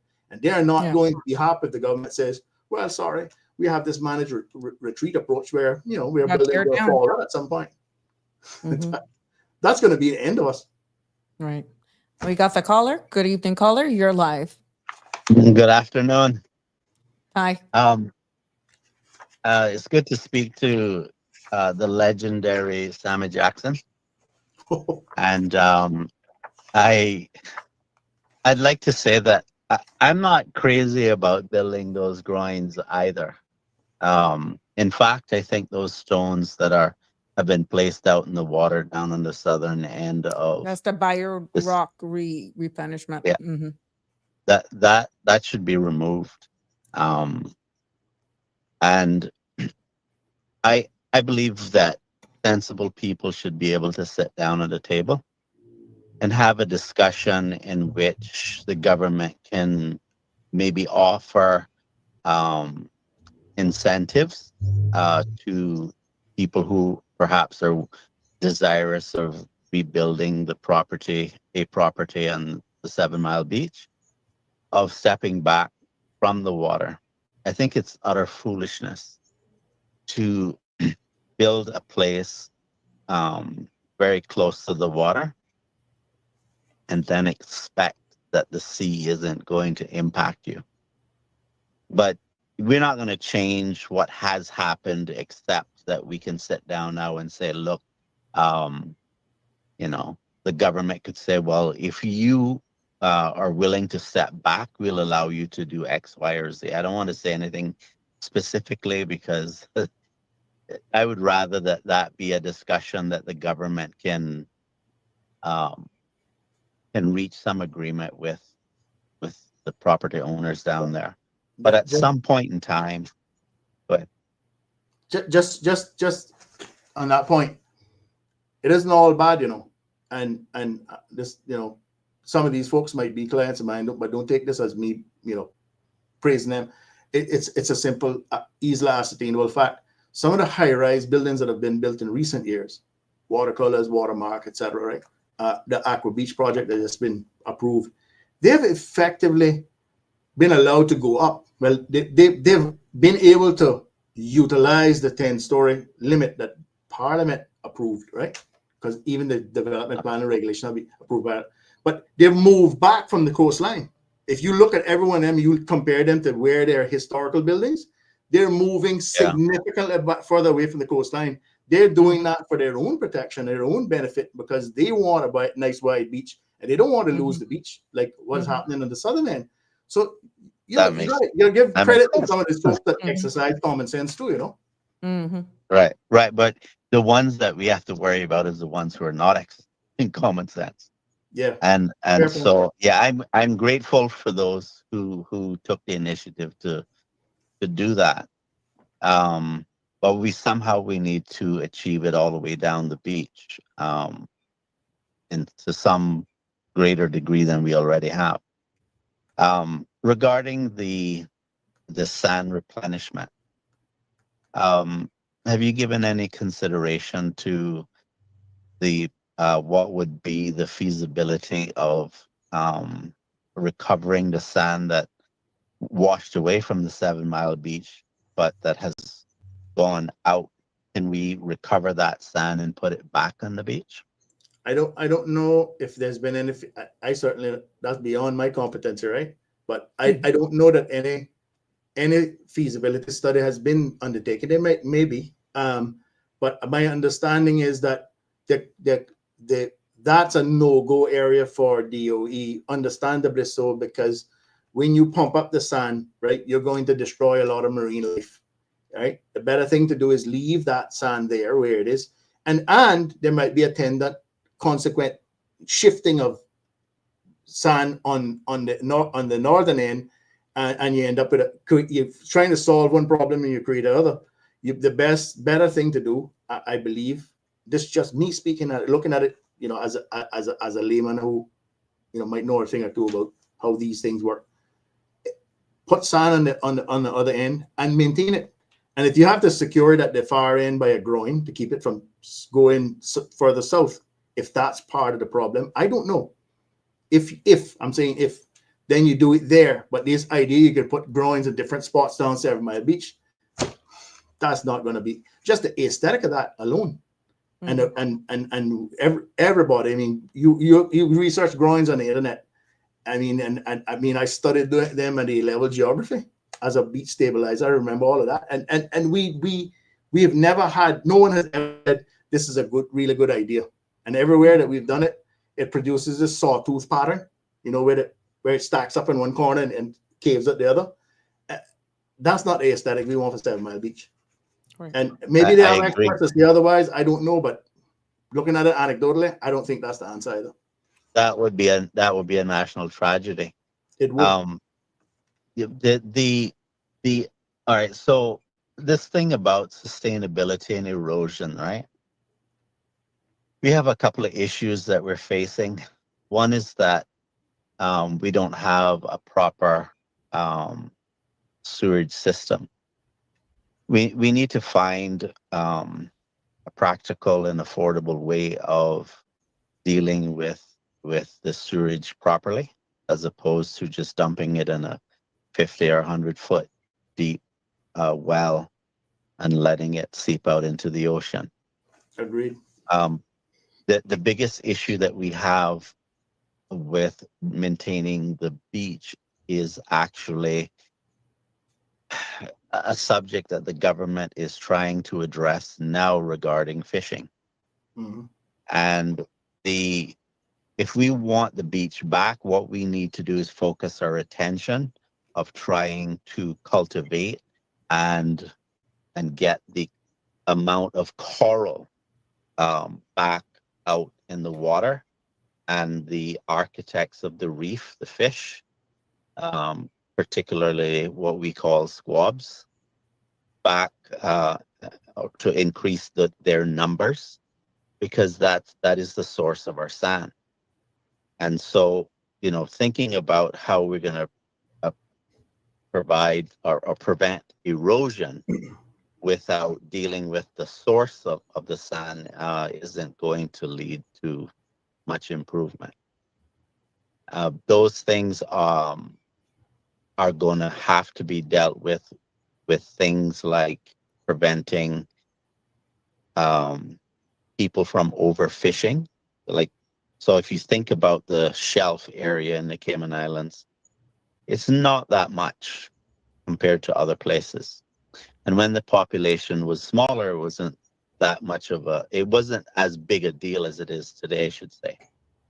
And now we've reached a point now where the quantity of fish that is being taken from the shore is showing up, I believe, in the erosion of the beach. Mm-hmm. There are other issues that the coral face, but we need to be looking at how do we replenish the various species of coral as much as we can, because, and I know that'll take a while for us to recover, but if we plant them now, Mm-hmm.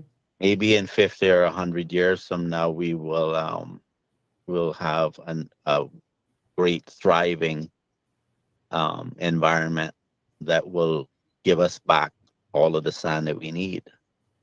I like the idea. I think we need to approach that like they say how a man should approach planting a tree. You don't plant it for yourself; you plant it for your grandkids, right? Mm-hmm. Your kids and grandkids. That's Long right. term. Long term. That's right. And these issues are interconnected. Some people might just think it's fishing, but it's a much bigger deal than that. And I hope that we also need to actually think about how we deal with storm water management That's a different topic. in the island. There's a whole other show, Sabrina. Oh boy, that's Well, home I to heard me. you were coming back tomorrow, Sammy. Hear that, Sam? I actually need to earn a living. You see. You're right. Well, Sabrina has connections, so maybe we can get you a stipend. What are you putting out there, you troublemaker? No, but true. That is a different show. And one of the things that I actually wanted to bring up amongst a lot of things that the show in this space is, but what really makes this conversation and topics like that, Denny, actually more engaging and even create that appetite for people to remain and log on is getting persons who are willing to be candid like Sammy to come on. It's one of the hardest things to just get people to actually do this. I don't know if there's fair. I don't know. I really am trying to wrap my head around it. It's one thing of me choosing a topic. It is hard. It's hard to get people brave like Sammy to come on. Well, I don't know if it's brave or we're past the point of actually trying to get people to like me. Oh, okay. I'm so done with that. I guess you're over 50. all I know is, Sabrina, I remember years ago telling a certain politician whose name I might have mentioned earlier that if you shove your head to stand like an ostrich is only one of the part of your body leave exposed. Oh, I hope you know. And the worst part is when we're talking about this project, it ain't no stand to shove your head into. That's the worst part. It's none. So we really got to grapple with this one as a nation, and we got to be, collaborative and supportive of each other. Correct. On what you were talking about earlier regarding prescriptive rights, and Billy Adam and a couple of other concerned citizens in the country has been trying to get the government to register the beach access. Don't do that. You're saying don't do that. Why not? Don't register it under the Registered Land Act because, as I said earlier, it's subject to extinguishment under Section 95 and 96. You don't register indefeasible easement under a regime like that. If anything, we create a registry system under the Prescription Act and we register them as indefeasible easements. We define exactly where they are. It's going to take an effort. And something I wanted to say earlier when the caller was going on about the problem in the Barkers area or Spotsmere, wherever it was, we need to understand that not every single piece of coastline there's a prescriptive easement over it. Some of it is still, some of it was never, traversed or used continuously by the public. And so 7 Mile Beach is easy. We know that it was used we by know the public. that. Other areas, it's not so easy to establish it. But we need to create the framework, the legislation that we can register those things to Dennis' point, but don't register it under what Mr. Bill and them, and I understand what they were trying to achieve, and it was a noble idea. The problem is, and it was born or misinformed by this notion that prescriptive easements, private prescriptive easements, which are created under the Registered Land Act, as public prescriptive easements acquired under the Prescription Act. They're two totally different things. One lives for as long as the Grand Court says so, and the other one lives forever. And one is enjoyed by the public, and it doesn't attach the title. The one under the landlord that has to be attached to a title of land that benefits from it. It's a right in rem, we call it. It's a right in land. And whereas the public prescriptive easement is a right in gross enjoyed by the public, or that segment of the public that enjoyed that right for the 20 years continuously. So there's two different things. They are acquired the same way, but they're two totally different things, simply because one lasts forever and the other one might not. And one is attached to land, I think transfer the title, and the other one is enjoyed by the public forever. Mm-hmm. Well, I hope that those who are involved in this would listen to the advice that you're giving here now and make careful considerations about whether what they're doing is proper or not, because I understand the sentiment that you're expressing, and I agree with it that we should be doing it indefeasible, and because this is not a fight that you want to have continually. Mm-hmm. No. We need it settled, but what we need the MPs to have the courage to do that which is right. Let me while we're thinking about this, something just came to my mind, Sammy, and when they were doing the Defense Act, in there they have a phrase that says, "in the interest of the regiment." And for the life of me, I can't understand what is the difference between the interests of the Caymanian people and the interests of the regiment. Do you have an answer for that? Yeah, you just simply need to understand who the regiment belongs to. Exactly. But no, I have my views on it, but what I'm trying to get at is, Who's the ultimate authority? Who do they answer to? HE. That's right. People of the Cayman Islands, right. or the king? HE. I mean, It's I the don't king. know. It's the king. It is the king, because Actually, it's the governor. well, the governor is an agent. Yeah, of we the know king. that. Yeah, but Yeah. for us to educate, yeah. Right. So Yeah. what I'm saying is that if what we're saying is that we're setting up things to have agendas that can be introduced under language like that, I'm really worried about stuff like that, and I sense that our politicians don't have the courage to deal with these types of issues, because if what you're actually talking about is the interests of the Caymanian people, then I think that is what you should say. You shouldn't have a term that seems to be talking about something different, because it don't make sense to have multiple terms to refer to the same thing, like the interests of the Caymanian people. So when Unfortunately, it we're not comes, talking about the regiment today, Danny, but I no, think Yeah, I know, but what I am talking about is how concepts get slipped into legislation for reasons that, well, aren't clear. And so I don't look know. at the Hansards. Have you taken a look at the Hansards? That's my go-to. Yeah, it's usually It's boring and tedious as hell, but sometimes there's gems in there. I got a few to share one of these days when I have to have a discussion about certain legislative frameworks, because promises were made, grand statements were made, and it's been anything but that seems to be par for the course. There's just too much intellectual dishonesty deployed, and political convenience and special interests and lots of things that unfortunately creep into governance. But if you're saying that you're querying a term in legislation that wasn't ventilated on in during the parliamentary process, then that's a failing the parliamentary process.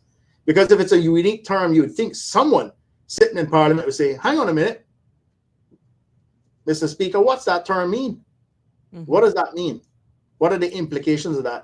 That's all about parliamentarians doing their duty to question things. Right? That is the point that I wanted to make about raising this thing with the interests of the regiment. It's not about the regiment at all. It's about how our legislators legislate, and in order for us to get this right, I would imagine that they're going to have to withstand the fury of some very powerful people who want things done in different ways. And since they are in office by election, how do we encourage them to do the right thing and not the weight think of the public about behind it? the risk? The answer is simply this: talk about it, ventilate on it, agitate with your representatives, do the things that we as citizens are responsible for doing. We're talking earlier about me being brave. I'm not being brave. I'm just doing what I expect. I think it's expected. Everybody else should be doing correct. Mm-hmm. I say, I when I find areas that I fall within my expertise that I can speak to, I speak to them, and worry about the consequence of speaking to them. And listen, I don't have all the answers. I'm not always right, but I'm willing to weigh it in and have a discussion. And if you present a valid point to me, I'll say, okay, I accept that. And here's maybe what we need to do instead. And look, if we're not doing that, man, we're going to lose everything, because that's social decay we're talking about there, right? I absolutely agree with you. I absolutely agree with you. I say often that democracy is not a spectator sport. You have to be involved, otherwise we will lose as a country. Winston Churchill said famously, democracy is the worst system of government ever devised, except for all others we've tried. Right. Well, I think that's encouragement to find something better, but we until we do, we're gonna live with what we have, and just try to motivate it, because democracy only works if there's participation from the voters.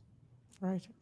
But they have to also be informed and educated, and not be swayed one way or the other by just social media promises, and talk and all that, and paying of your light bill or sand that we are lacking, or you understand what I'm saying? We need to elevate, exactly. And this is why platforms like this, Danny and Sammy, are so important moving forward, because we realize that there's been a serious gap in people being able to have conversations like this, break it down in simple terms. Nobody is saying there's no dumb question out there.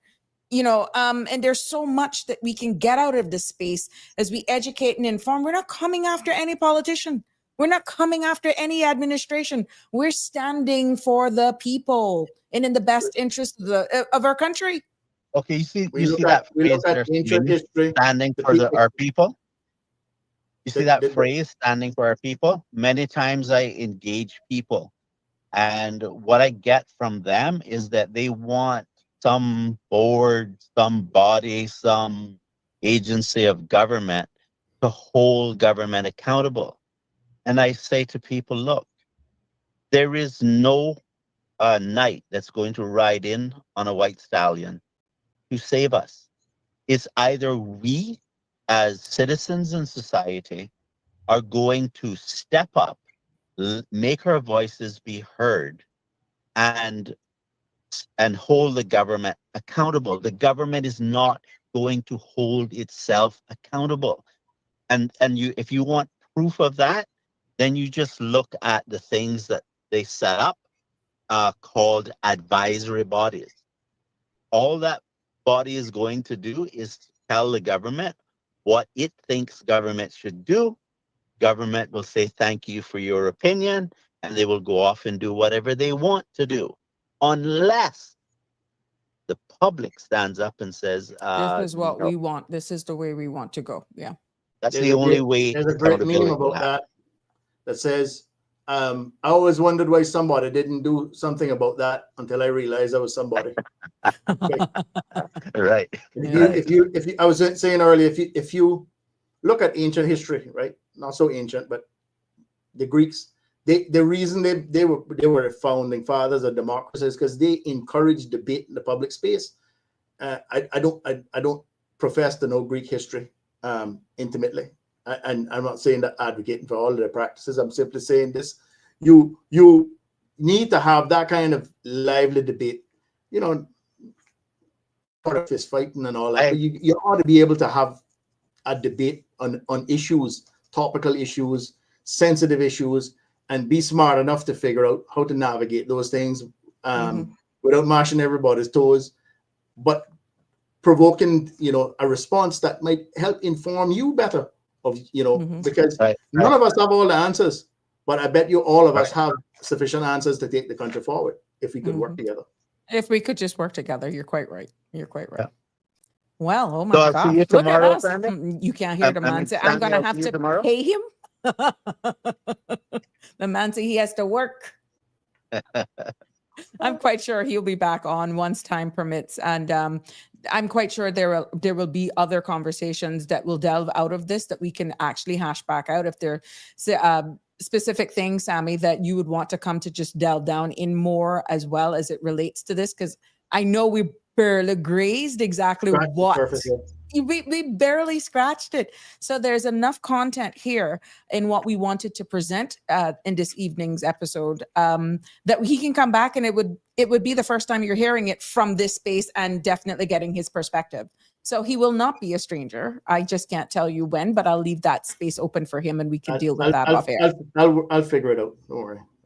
Yeah, but there's so much more that's packed into what we wanted to deliver today that Sammy can come back on, and I'll be more than happy to bring it back up again. All right. Take care. Thank you. Take care and have a good evening. Thank you. Sammy, any wrap-ups? I mean, for this segment, this episode. I think we're giving folks enough to think about. Obviously, they should. I would encourage them to write into you and raise questions that maybe if we return to this topic again in the near future, we can address those things. There's a lot of misinformation out there, and a lot of folks get upset, and understandably so, about national issues, because no one's listening to them, and there's a lot of propaganda being put out there, and people really dig their heels in because they feel fervently about something.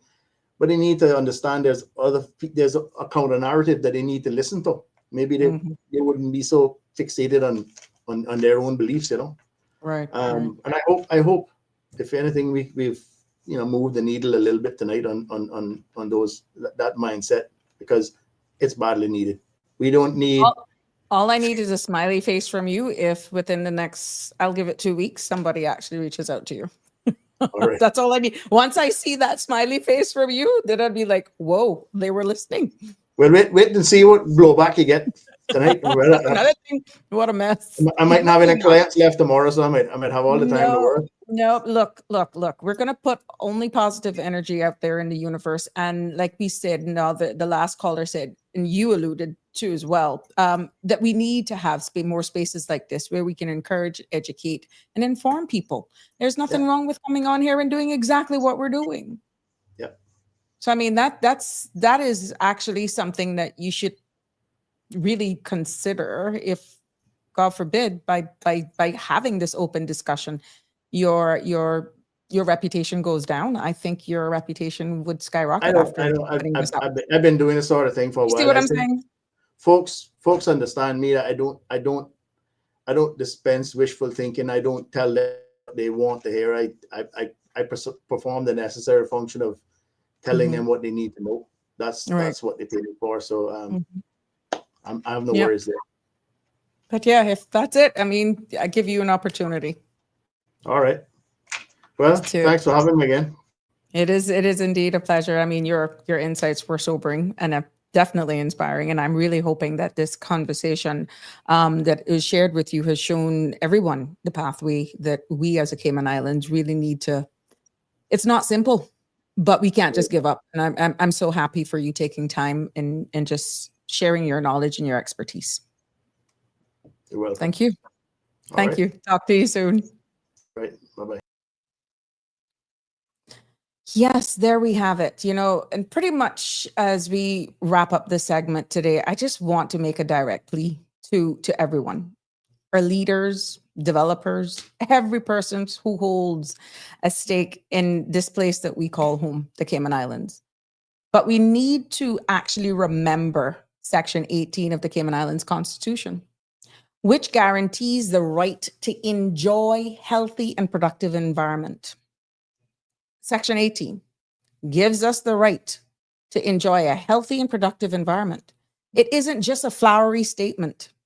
It is a fundamental promise to each and every one of us, to our people. This section also reminds us that pretty much a healthy environment isn't a luxury. It is a constitutional right. And our leaders and developers must see this not as an obstacle, but to progress, but as a guiding principle. You know, we can't use it as an obstacle at all, but it should be used just like how you have the Constitution in its entirety. That particular section should be used as a guiding principle when we make decisions to approve, and this is to our boards and councils, a project. You are not just looking at a balance sheet. You are making a decision that will affect every person, the ability to swim in clean oceans that we enjoy, that we sell, that is on all sorts of postcards. Our fishermen, the ability to earn a living, and our islands, very survival in the face of climate change, which is not going away. So let us choose hope over habit. Let us even consider choosing long-term reliance over short-term gain. Let us look at our leaders and hope that our leaders have the power to create a new vision, to listen to each and every one of us, to tap into resources like my guests, and pretty much a plan that honors our Constitution and really ensures that the Cayman Islands remain a special place for generations to come. As I said in the opening, the time for ad hoc growth should be considered over. And it's time for us to really sit back and build a sustainable, resilient, and truly Caymanian future. Again, let me humbly thank Sammy for joining me on this episode of Sabrina Speaks, and for all of the commenters, all of the feedback that we've received, for everyone who participates, for everybody who tunes in, be it even after this podcast ends. Your feedback is powerful. And to all of you, I want to thank you. I can't say it enough for logging on. But guess what? As I usually say, the conversation does not end here. And I am humbly encouraging you to get involved. Please come out of your shells, come out from behind those dark corners and just let's start. If you don't even want to be appearing on the show, send me an email. sabrinaspeaks12@gmail.com. Send me a WhatsApp on 936-8255. But we need you to get involved. We need you to stay informed. And we need you to be a part of the solution for sustainable Cayman Islands. Until tomorrow, it has been a pleasure bringing you Sabrina Speaks. And I hope that we'll continue to build this space. We'll educate, inform, and just live the life that everyone deserves, all equally. We got one shot at it. This is the crossroads. I've created the space.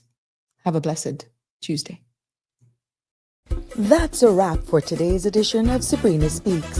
Thank you for tuning in and for being part of the conversation. Remember, the dialogue doesn't stop here. Stay engaged, stay informed, and most importantly, stay empowered. We'll be back tomorrow at 5 p.m., same time, same place, right here on CMR TV and radio, where your voice matters and your truth is heard. Until then, K-Man, take care of yourself and each other. That's it for today's edition of Sabrina Speaks, where your voice matters, your story counts, and your truth is always welcome. Join us weekdays from 5 until 6:30 p.m. right here on CMR TV as we dive into the topics that matter most to you. Catch the show live or on demand at cmrtv.com. And don't forget to follow us on Facebook, YouTube, and Instagram so you never miss a moment. Until next time, stay informed, stay engaged, and always speak your truth.